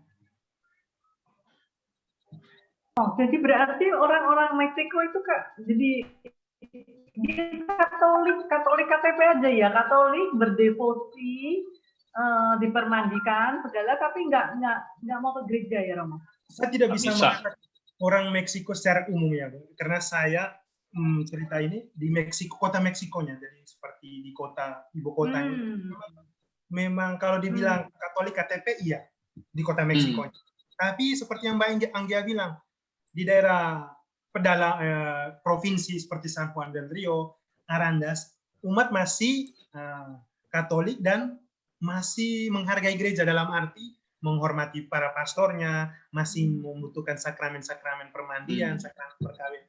Sedangkan di kota Meksiko saya kira sudah sudah percampuran dan sudah suasana kota yang mungkin berbeda sekali dengan kita yang ada di Jakarta. Saya sempat kaget, kok seharusnya yang di kota yang umatnya sudah lebih modern, berpendidikan lebih tinggi, dan seharusnya lebih fair dong sama gereja. Justru sebaliknya. Jadi mereka seperti yang saya bilang tadi, mendingan mereka berdoa 10 menit di depan patung Bunda Maria atau Santo Santa daripada ke gereja 1 jam. Jadi memang bisa dibilang di kota Meksiko itu Katoliknya Katolik KTP. Tapi para pastor kita Meksiko yang Bapak Ibu sekalian yang kenal, misalnya Pastor Robledo, Pastor Manuel, mereka itu berasal dari daerah provinsi Jalisco. Jadi itu salah satu provinsi yang mayoritas Katoliknya masih kuat sekali devosinya, dan sangat mereka bukan hanya berdevosi tapi praktek juga. Jadi kalau untuk merayakan Natal mendingan kita pergi ke daerah provinsi Jalisco, provinsi-provinsi yang masih kuat ritus keagamaan dibandingkan di kota Meksiko. Seperti itu. Jadi bisa dibilang yang Anda bilang. Provinsi-provinsi itu berapa lama dari kota Meksiko jalan? Jadi Xaverian tuh punya. Halo? Ya. Nah, Xaverian tuh punya Aku juga lagi zoom di Xaverian itu punya misi di Meksiko bagian tengah. Bagian tengah. Jadi hanya satu kita punya rumah di Meksiko Utara sekarang, di mana Pastor Yanto berkarya. Itu perbatasan dengan daerah Houston, justru. Jadi dia berkasih itu, dan itu kita punya rumah animasi. Hampir sebagian besar di Meksiko Tengah. Dan jarak paling dekat dengan San Juan del Rio, kalau lewat tol itu sekitar 2 jam. Itu yang paling dekat. Itu sudah masuk provinsi bagian tengah, dan umatnya sangat berdevosi dan sangat menghargai kegiatan, misalnya pembaptisan, komuni pertama masih. Terus ke Jalisco itu sekitar 7 jam. Atau ke Guadalajara, kota kedua terbesar di Meksiko pun umatnya masih berdevosi dan mempraktekkan kegiatan agama dibandingkan dengan yang ada di kota Meksiko. Sangat berbeda sekali. Oke, ya syukurlah kalau masih banyak. Terus Romo, berarti kalau kayak Romo Rizko itu lulus dari sekolah teologi di Meksiko, teologi di Meksiko yang notabene itu tantangannya itu luar biasa. Harusnya udah teruji ya Romo ya, supaya lancar terus sampai ini. Bayangin 20 menit dari pusat kota, barnya banyak, bebas gitu. Kalau nggak betul-betul pantesan yang di Meksiko beberapa tahun sebelumnya banyak yang hilang kan, anak-anak Xaverian yang bagus-bagus. Jadi baru Pastor Yanto yang membuka, kan dari semua sekitar 15 pastor frater yang dikirim ke Meksiko, yang jadi itu kan yang sampai kekal yang meninggal, saudara kita Wawan yang meninggal di Meksiko. Terus rekan kita Mariono dulu pernah di Meksiko, dan yang jadi itu Pastor Kadek ini, senior kami yang sangat kami hormati dan benar-benar menunjukkan teladan yang baik buat kami ya kami. Jadi memang kami itu bersyukur karena setiap liburan pasti kami ke San Juan del Rio dan menimba semangat dari beliau. Jadi kami bertiga yang saya, Pastor Yanto yang pertama, Pastor Jimmy yang kedua, dan saya. Itu waktu itu kita dikirim sendiri-sendiri. Jadi kita 3 yang dikirim sendiri sebagai kelinci percoba. Apakah mereka bertahan atau enggak? Akhirnya puji Tuhan dan berkat doa Anda sekalian juga, kami bisa, Pastor Yanto jadi, Pastor Jimmy jadi. Waktu saya masih sempat diragukan, ini yang paling nakal ke Meksiko bahayanya. Tapi ya bisa melewati, dan sekarang puji Tuhan Meksiko sangat terbuka sekali. Sudah rektornya sudah diganti, jadi para fraternya pun sekarang kita sudah mendapat 4 frater yang sekarang sedang studi di sana. Sudah mulai berani dikirim 2 orang ke sana. Dulu kan satu-satu. Jadi kalau keluar pun nggak rugi. Kan biasanya yang dikirim yang bagus-bagus ke Italia, ke Filipina. Yang kelinci percobaan ke Meksiko. Tapi malah teruji kan, hebat, luar biasa. Harusnya yang udah teruji. Tadi Romo Rizko bilang kemana, ke pastor siapa yang untuk menimba semangat? Tadi pastor siapa, Romo? Pastor Kadek yang sekarang di Romo Kadek. Oke. Ya. Romo Kadek ya. Karena Romo Rizko nggak serumah dengan Romo Kadek ya saat studi teologi. Romo Kadek ada di mana? Sudah melayani. San Juan del Rio yang 2 jam dari dia, di seminari menengah, melayani 17 tahun di sana. Jadi kami liburan itu kami tidak kemana-mana, pergi ke, kebetulan ada hal lain sih, karena memang dia menanam bawang merah, menanam bumbu-bumbu Indonesia, jadi kami kesempatan untuk mencuri. Maklum orang Bali. Iya. Romo Kadek rajin sekarang di pastoran nanam jamur. Rajin sekali. Jadi memang itu memang- Romo Rizko tolong tanya lagi. Jadi orang pasangan-pasangan muda di Mexico City itu mereka juga mengantar anaknya untuk baptis gitu segala nggak? mereka mengantar, tapi itu suatu bukan suatu apa ya, kayak mereka merasa bahwa ini gitu, tapi itu suatu kewajiban saja. Jadi memang biasanya itu yang menjadi kesedihan saya ya. Biasanya kan mereka tuh sangat dekat dengan kita. Biasanya tuh ketika anaknya mau baptis dan komuni pertama, itu kita dilayani. Romo mau apa? Ada maunya. Iya, dikirim semua biar anaknya itu kita bimbing gitu. Tapi setelah sudah menerima pembaptisan komuni pertama, hilang, tidak nampak wajah di gereja. Jadi memang saya sempat, ya, dan itu saya alami sendiri, mendampingi anak memberi retret, mendampingi anak komuni pertama. Itu setiap minggu tuh pasti dapat kiriman buah, diajak ikut pesta ulang tahun semua. Tapi setelah anaknya sudah menerima, hilang kontak. Jadi memang itu satu memang hanya untuk mendapat kertas saja mereka. Jadi sudah, setelah itu ya selamat tinggal. Tidak, kalau waktu saya dampingi setiap pagi jam 7 hari Minggu, rajin mereka selalu di depan. Tapi setelah sudah menerima komuni pertama, jam 7 pagi hari Minggu nggak ada lagi. Nah, kalau itu Romo Rizko, kalau tadi ibadah di gang-gang itu untuk apa devosi tadi itu, lalu umatnya di mana? Kok maksudnya ibadah di setiap gang yang ada itu maksudnya bagaimana? Nah itu tadi aja itu umatnya duduk-duduk kayak perayaan 17 Agustus. Jadi kalau saya bilang kalau soal liturgi, makanya saya sekarang pun masih takut kalau merayakan misa di Indonesia yang benar-benar liturginya itu sangat diperhatikan umat pun sangat. Di sana kalau namanya yang belajar liturgi nggak apa namanya, nggak dipakai. Di sana tuh yang penting hadir, sudah kamu mau bacaan pertama, bacaan nggak ada pun umat enggak. Yang penting umat sudah bilang bacaan, mau ada khotbah atau enggak, berkat selesai, kelar. Mau 15, mau 10 menit, mau 20 menit. Tidak ada kayak kita di sini yang benar-benar liturgi, altarnya di mana, cara baca di sana. Mereka saja, kadang pastornya tuh saya datang, saya mimpin misa atau pimpin ibadat, saya bilang misalnya dalam nama Bapa dan Putra Kudus, karena mereka tidak jawab juga, memang nggak tahu. Jadi hanya mereka terakhir bilang, ini pastor berkati mobil kami, sudah. Jadi itu mereka hanya kita merayakan ibadat sama, mereka menonton saja. Jadi soal liturgi sangat jauh, sangat tidak diperhatikan sekali. Jadi memang kita datang kadang pernah saya merayakan itu bersama sopir-sopir taksi. Jadi waktu saya tiba, saya bilang, di mana altarnya? Sudah diambil altar meja mereka makan tuh, dicari apa untuk lap mobilnya itu dibuat untuk taplak mejanya. Udah, terus saya bilang, siapa yang bacaan pertama untuk ibadat siapa? Nggak ada, Romo baca sendiri. Jadi memang suatu tantangan bagi bagi kami yang saya rasakan sendiri bahwa memang iman umat di sana itu memang masih jauh, dalam arti soal tata cara perayaan Ekaristi, semua perayaan ibadat Sabat itu memang tidak menjadi yang utama. Tidak seperti kita yang benar-benar altarnya harus didekorasi, bunganya harus berapa, siapa seksi bunga. Boro-boro di sana mau misa baru dicari di hutan, siapa yang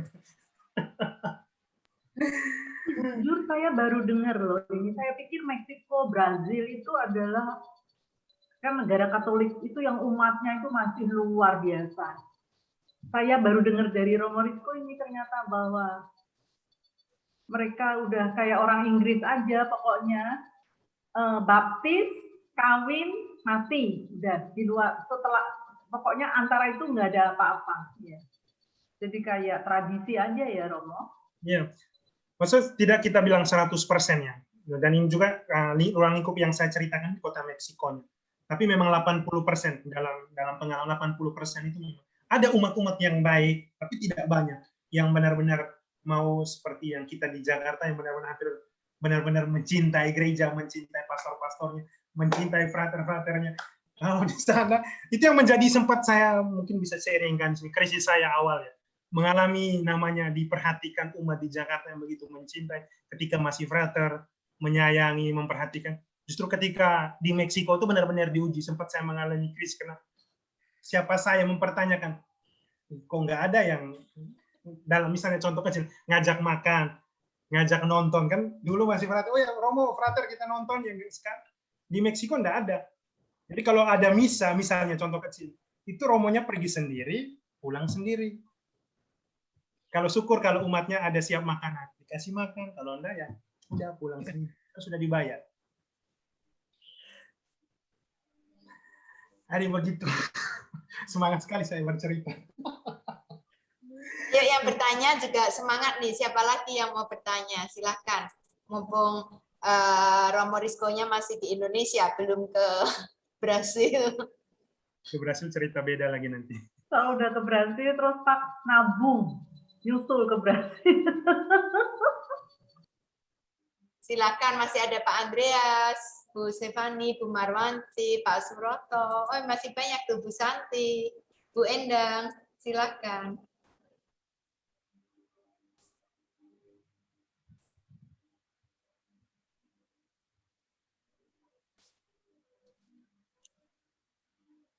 Siapa yang mau bertanya, dibuka sendiri mikrofonnya. Saya nggak nanya sih, Bu. Cuma tadi kaget aja. Kan emang ngebayangin kan mereka devosinya luar biasa ya. Terus ternyata padahal kita kan berdevosi akhirnya mendekatkan diri kepada Tuhan Yesus untuk supaya bisa lebih. Ternyata di sana lebih mementingkan devosinya daripada dan ritual-ritual pemberkatan tadi itu. Seperti Bu Ina, saya juga memang kaget gitu.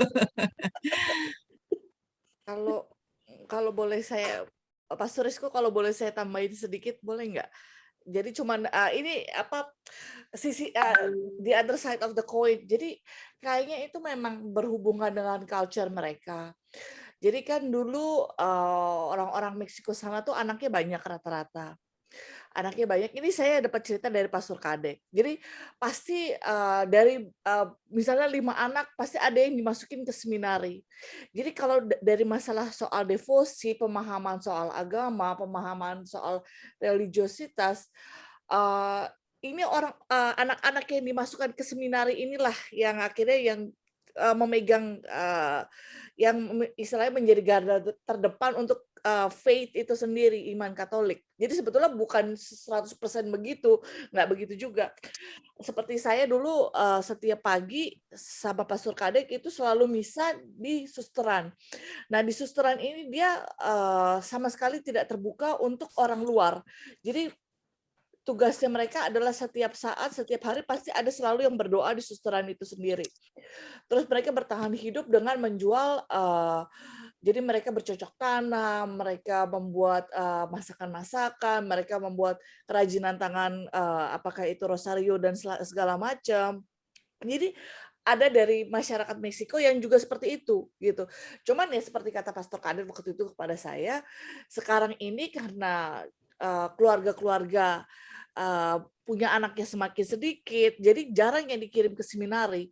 Jadi orang-orang anak-anak yang dikirim ke seminari inilah yang biasanya akhirnya menjadi pastor. Mereka dikirim ke seminari itu udah biasa dari SD atau SMP, dari sangat kecil sekali. Jadi mereka juga, jadi orang-orang inilah yang akhirnya yang jadi pastor, yang akhirnya menjadi seminari ke seluruh dunia dan lain sebagainya.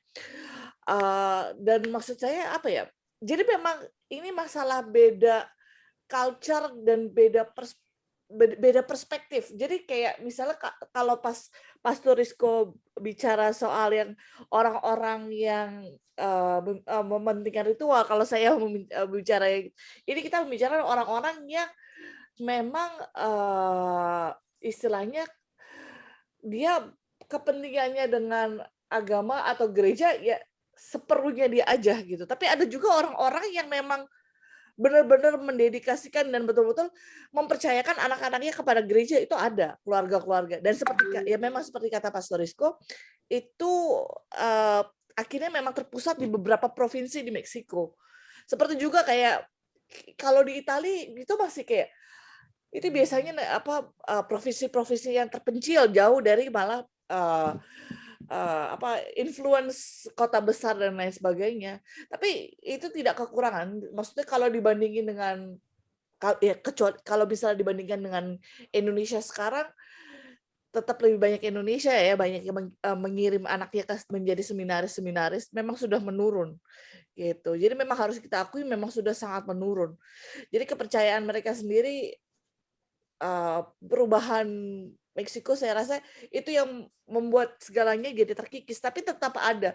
Tapi yang mungkin harus digarisbawahi yang seperti tadi Pastor Rizko juga sudah sebutkan, biasanya yang ada di provinsi-provinsi tertentu yang jauh dari kota besar begitu.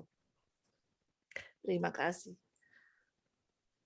Romo, bisa nggak sih, memang kan tadi budayanya berbeda ya, lalu gereja menyesuaikan dengan budaya setempat gitu, nggak bisa ya.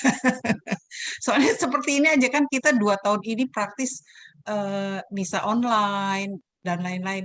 Itu kan berarti juga nanti sesudah pandemi selesai mungkin juga akan ada perubahan-perubahan budaya gitu ya. Mungkin nggak ya gereja melakukan hal itu gitu. Jadi supaya mereka tuh tertarik untuk hadir ke gereja gitu. Saya kira mungkin itu pasti ada. Dan ini menurut pengalaman saya kira gereja Meksiko kalau memang benar-benar biar mau dalam pelan-pelan mau mengembalikan semangat iman yang hidup, yang aktif, saya kira ini bukan suatu tugas hanya Xaverian sendiri. Saya kira ini bukan tugas Xaverian sendiri, karena justru kekuatan itu ketika gereja itu bersatu. Jadi itu yang masih sulit sendiri.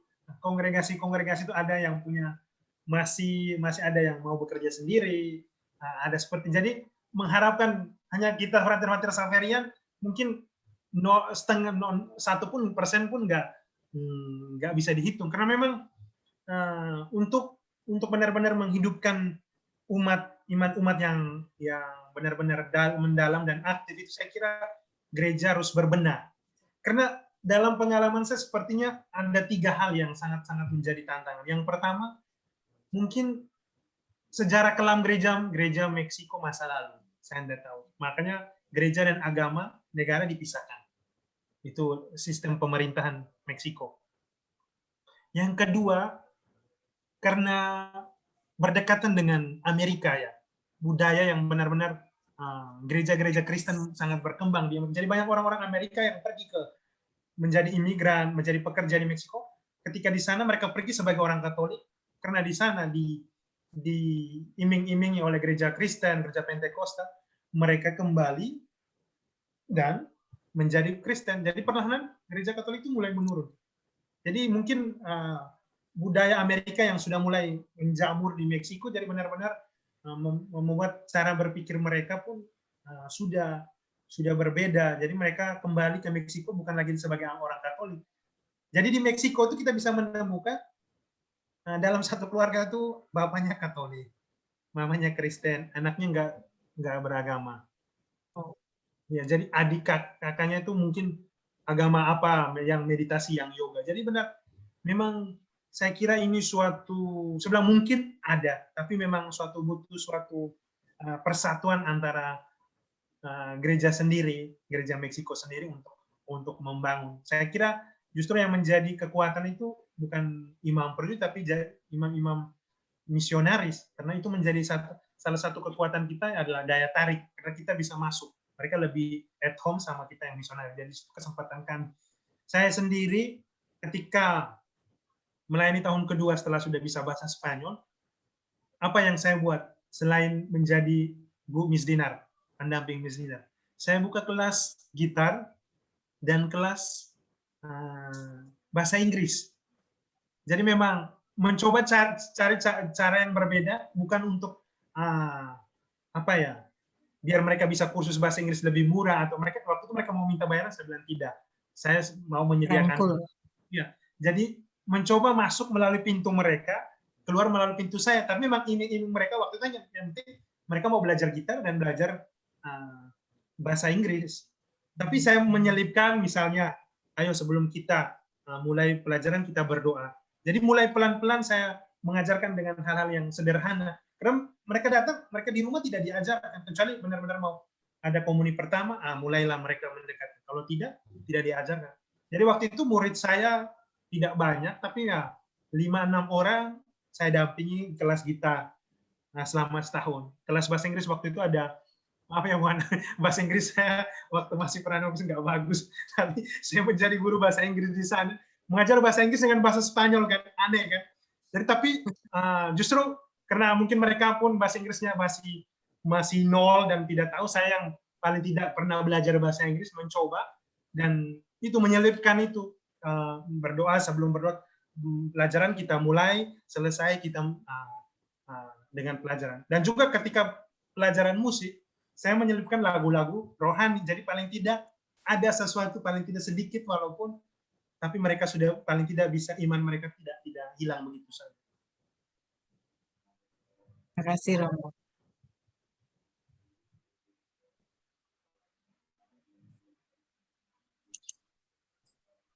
Silakan teman-teman lain, masih ada waktu. Kita sampai jam berapa Pak Albert? Jam 6 ya, kasihan juga Romo Rizko-nya. Di sana sudah 1 jam lebih malam ya. Ini sudah jam ini jam. Halo. Halo, siapa mau bertanya? Romo Rizko ya?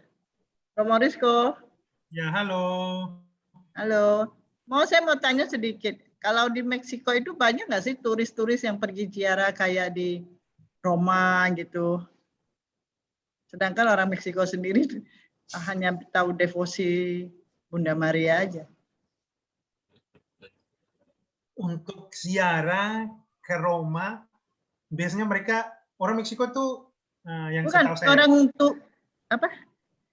Banyak nggak orang-orang asing pergi ziarah ke Meksiko? Banyak. Biasanya tanggal 11-12 itu, 11-12 Desember itu, Basilika Guadalupe itu penuh. Itu tidak bisa Jadi biasanya tanggal 11-12 itu perayaan besar itu. Biasanya kebanyakan itu dari turis-turis dari Amerika Latin, dari Argentina, Paraguay, Uruguay, Chile. Jadi mereka terbang. Tapi kalau dari Eropa dan dari Asia tidak terlalu, setahu saya. Selama saya di sana baru saya diminta untuk mendampingi satu kelompok dari Surabaya, kelompok Gereja Katolik Santo Aloysius kalau nggak salah, Paroki Santo Surabaya, yang kebetulan mereka buat ziarah di Amerika. Waktu itu ada kesempatan dari Los Angeles, mereka kesempatan pergi ke kota Meksiko. Waktu itu ditelepon dari kedutaan. Para pastor, kebetulan ada pastor SWD, tapi dia melayani daerah pinggiran. Waktu itu umat Surabaya itu kaget, karena saya bilang tadi dalam presentasi, kesenjangan hidup itu sangat tinggi di sana. Jadi rumah kita di teologi itu termasuk apa ya, yang dibilang kelas elit pun enggak, menengah yang bawah pun enggak, di tengah-tengah. Jadi benar-benar di tengah-tengah kota. Jadi waktu itu kami mengajak rombongan ini ke paroki pastorin yang di daerah pinggiran Kumuh. Waktu itu umat-umat paroki yang saya dampingi itu mereka kaget, kok di Meksiko ada ya seperti ini, sama seperti di daerah perkumuhan lain kan? Saya bilang iya, justru di sini. Dan ini justru tugas gereja, karena memang justru iman umat yang masih kuat itu di daerah-daerah kayak pinggiran seperti itu. Dan memang untuk turis, tahu saya yang saya jumpai waktu tanggal 11-12 Desember itu biasanya dari Amerika Latin. Dari Eropa jarang, apalagi dari Asia. Mungkin jaraknya yang terlalu jauh, mungkin juga itu yang membuat mereka banyak susah juga untuk. Butuh 27 jam kalau nggak salah untuk sampai dari Indonesia ke Meksiko.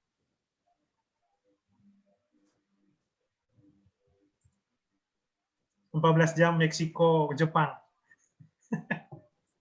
Katanya jauh Mo. Nggak jadi Mo. Romo, kalau ziarah lokal banyak ya, Mo. Kayak orang Indonesia kan ke Sendang Sono atau ke Gua Kerep atau gitu. Mereka setiap bulan tuh pasti ada pesta. Pasti ada pesta penghormatan kepada santo-santo. Enggak, maksudnya tapi mendatangi tempat-tempat ziarah gitu, bukan di rumahnya sendiri atau di lingkungannya sendiri gitu. Jadi di gereja itu kan ada nama gereja Santos San Simon. Nah, jadi itu perayaannya 27 Agustus. Udah, kalau Santo Simon terus pergi ke sana gitu. Ke sana, atau di sana tuh namanya Santa Judas Tadeo, itu santo yang itu bisa mereka tutup jalan pusat kota itu. Tanggal kalau nggak salah itu Agustus itu. Awal Agustus kemarin. Itu bisa ke pusat kota, jalan misalnya kayak Sudirman tuh ditutup semua tuh. Kan untuk acara itu. Jadi memang setiap bulan tuh pasti ada pesta penghormatan kepada Santo Santa. Jadi gereja, misalnya gereja di Meksiko misalnya 20. Bisa setiap bulan dalam sebulan itu 2-3 kali pesta ziarah seperti itu. Itu yang pakai jalan salib yang mereka beneran manggul salib itu di situ ya, Romo? Enggak ya, bukan ya? Bukan, setahu saya di Filipina kalau nggak salah ya, Mbak Anggi. Di sana tidak ada seperti itu Mereka ya? tuh modelnya Tante seperti di Filipina juga. Jadi occasion-nya tuh bisa beda-beda. Jadi kayak misalnya yang apa Yesus kanak-kanak macam-macam. Jadi modelnya tuh pawai. Kayak waktu saya dulu di Peru waktu Paskah. Jadi mereka itu pawai harus jalan dari 5. Jadi dari satu gereja ke gereja lain harus ada lewatin 5 gereja. Gitu. Jadi macam-macam. Jadi tergantung saat itu perayaan apa, tapi modelnya biasanya perarakan, tapi bukan jalan salib. Perarakan, apakah perarakan salib, apakah itu tergantung saat itu lagi merayakan apa. Kalau di sini kayak di NTT ya? Kayak secara minggu ya kan kalau di Flores gitu-gitu juga kan ada seperti itu. Karena memang itu peninggalan Portugis dan Spanyol kan, jadi itu yang memang jadi di sini misalnya di Larantuka kan Semana Santa itu kan orang ziarah hari Jumat Agung kan. Nah itu pun di Meksiko yang jajahan Spanyol itu pasti ada, dan itu ziarah kayak seperti itu. Kasih Romo. Tadi yang sempat digait oleh Romo Risco itu dari mana? Bukan dari kota Meksiko ya, dari Kenapa? Yang tadi sempat digait untuk dari Surabaya Bu katanya. Dari Surabaya.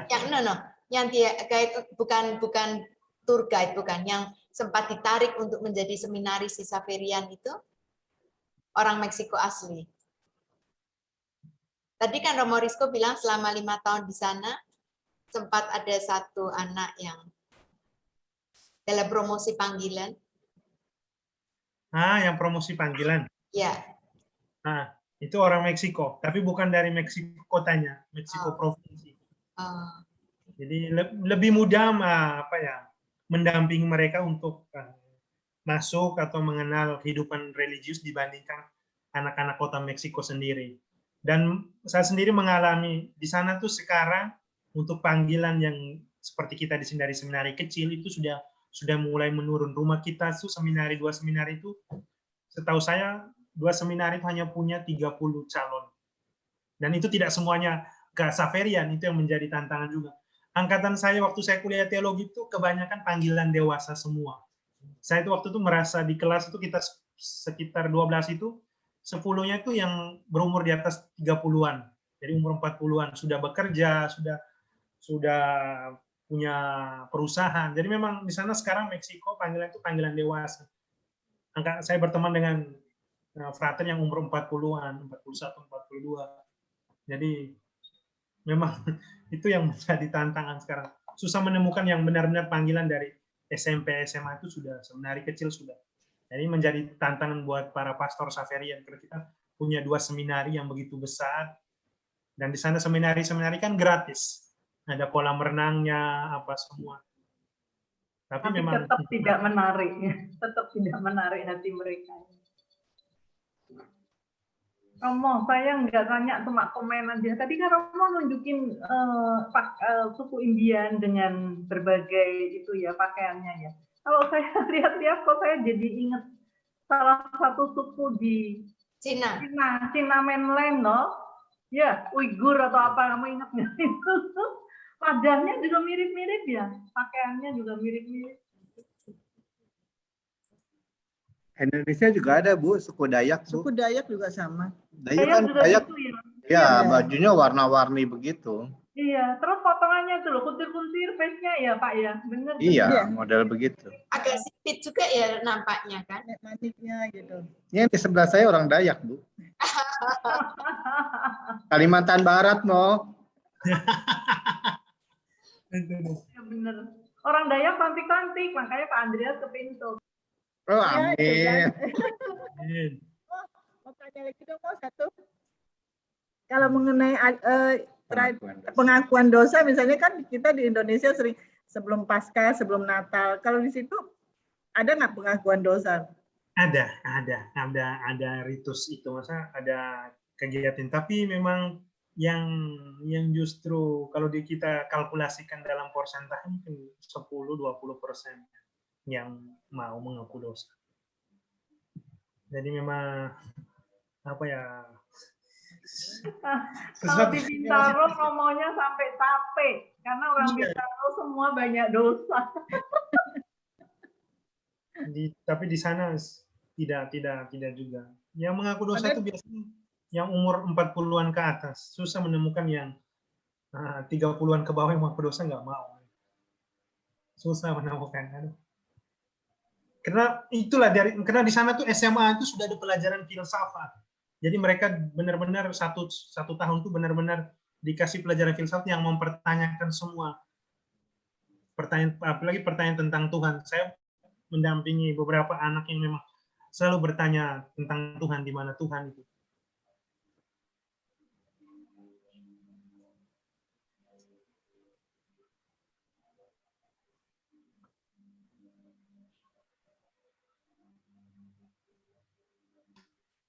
Ada lagi?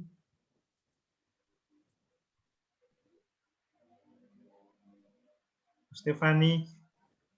Ya, sebelum masih ada waktu sebentar ya, sebelum jam 6 ya. Mungkin siapa ini? Bu Santi, Bu Stefani, Pak Suroto, Bu Endang juga. Tadi saya lihat Bu Henriette kok hilang ya. Stefani kali lagi merenung nih, mikir pertanyaan. Endang mau bertanya. Di ini sendiri ya, dibuka sendiri mikrofonnya Bu Endang. Stefani silakan. Iya, aku dengerin aja terkesima ya. Dulu saya pernah tinggal di Kanada, terus kepengen ke Meksiko, terus tapi diberitahu sebaiknya jangan ke Meksiko ya, bener yang tadi diomongin sama Romo, karena mereka itu nggak seneng orang-orangnya dari Meksiko, dari daerah Kanada dan Amerika. Terus juga ditakut-takutin nanti kalau di sana malah diselipin drug lah segala macam, jadi takut jadinya nggak berani ke situ. Tadi ngeliat foto-fotonya kok juga normal-normal aja hidupnya ya, kok nggak serem-serem kayak yang diomongin gitu. Padahal dari dulu kepengen sekali ngeliat Meksiko itu kayak apa. Soalnya yang ngomongin orang Amerika, Steph. Iya. Nah, hoax kamu, Steph. Iya, pada waktu itu tahun 90-an. Tahun 90-an Itu mereka selalu bilang begitu. Terus mamanya Andreas tahun 2010-an, itu mereka mau tur dari Kanada ke sana juga, terus udah persiapan segala macam, dibatalkan. Karena katanya juga berbahaya. Mereka kebanyakan ada yang beberapa orang warga negara Kanada. Terus katanya berbahaya kalau ke sana. Jadi terus nggak ke situ. Tapi ngeliatin tadi pelayanannya kok mereka kok nggak begitu ya orangnya ya. Malah kabarnya welcoming foreigners ya. Iya, malah seneng ya. Memang Mungkin sih, mungkin kalau foreigners-nya dari Indonesia gitu mereka welcome. Foreigners-nya dari Amerika mereka dendam ke rumah mereka Kanada. tapi memang untuk kriminalitas yang diberitakan yang kita dengar memang apa ya, ada memang, tapi bukan yang pengalaman saya di kota Meksiko itu tidak seperti yang terjadi di provinsi. Justru yang diberitakan itu yang terjadi di daerah perbatasan Meksiko, daerah Meksiko Utara yang benar-benar itu menjadi pintu masuk misalnya dalam perdagangan narkoba, pencurian mobil. Jadi memang daerah utara itu Meksiko yang benar-benar itu masih ada kartel-kartel. Tapi di Meksiko kota sendiri memang sih ada daerah-daerah yang memang menjadi tanda merah atau zona merah yang tidak boleh orang sembarangan kita masuk. Tapi untuk kehidupan sehari-hari memang masih seperti kita di Jakarta, macetnya, kehidupan masih ada orang masih tenang-tenang. Tapi memang tingkat copetnya sangat tinggi di sana. Apalagi kalau kelihatan wajah-wajah foreigners pasti itu teman-teman Frater Afrika tuh biasanya dalam setahun tuh bisa kehilangan 2-3 handphone yang dari Afrika. Kasihan mereka kalau pulang tuh handphonenya hilang atau dompetnya hilang karena memang kelihatan wajah mereka. Nah, itu kan. Jadi dan di sana tuh tingkat kriminalitas copetnya tuh sangat tinggi. Dan copetnya tuh bergerombol bukan 1-2. Di sana tuh bisa 10 masuk dalam kereta, kita dikelilingi, udah diumpan misalnya pakai cewek yang berbaju seksi, sudah ya setelah itu sudah dikelilingi. Ada teman angkatan saya orang Kongo tuh sampai dia selesai itu ada berapa HP-nya yang dicuri itu, ya kehilangan dompetnya. Kasihan juga saya. Mas Norisko belum nggak pernah ya? Saya itu wajah saya itu sebenarnya tidak dibilang dari Asia atau dari Afrika. Saya dikira orang Kolombia atau orang Amerika Tengah. Jadi waktu ketika saya masuk kuliah Spanyol, semua teman-teman saya itu dari Cina, dari Jepang, dari Korea, dari Eropa. Waktu saya masuk, kok kamu juga? Waktu itu mereka kira saya dari Kolombia. Jadi waktu kok kamu mau belajar? Bukannya kamu orang Kolombia? Saya bilang bukan, seorang Indonesia. Kaget tuh. Indonesia. Memang salah satu yang orang Kolombia lebih garang.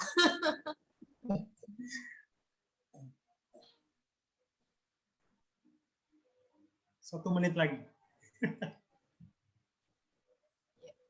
Tapi banyak juga ya orang Asia yang kuliah bahasa, maksudnya yang belajar bahasa Spanyol di sana ya. Yang sangat bagus tuh relasi antara Jepang, Korea, dan Cina. Jadi banyak perusahaan-perusahaan itu mereka mengutus pekerja-pekerjanya untuk kuliah bahasa Spanyol. Jadi perusahaan-perusahaan Jepang, Cina, Korea itu membuka semua perusahaan mereka di Amerika Latin. Jadi benar-benar disekolahkan. Teman-teman saya kerja semua. Saya sendiri, kamu apa pekerjaanmu di sana? Semua jadi pastor. Pernah diajak makan berapa duit, mereka makannya bayarnya kan pakai dolar, yang nggak ada uang saku, nggak cukup. Sampai riang. Aduh, menarik sekali.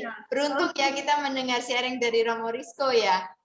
Yang beda dengan Romo Kadek. Iya, untuk kita dapat sisi yang berbeda. Maksudnya waktu itu tentang pelayanan Romo Kadek di seminari menengahnya ya.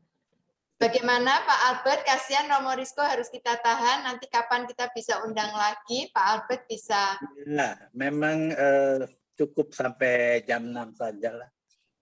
Nanti lain sekali cerita yang ini lain lagi ya, Romo Rizko ya, menarik. Dan nanti Brasil. Oh iya, kalau sudah di Brasil bisa juga tetap kita undang. Kan pakai Zoom. Iya, betul. Ya. Romo Rizko ikut tabisan uskup nanti? Apa sudah pergi ke Brasil? Saya pergi ke Brasil, tiketnya sudah ada tanggal 25 Oktober. Oh, bisa ikut berarti. Semoga, tapi saya Karena harus, tabisan uskup kan tanggal 7 Oktober. cuman saya juga harus menjaga kesehatan, harus suntik kuning untuk, jadi kalau kesempatan untuk pergi, ya puji Tuhan kalau saya mengikuti live streaming saja. Awal Oktober saya sudah ke Jakarta untuk mempersiapkan semua.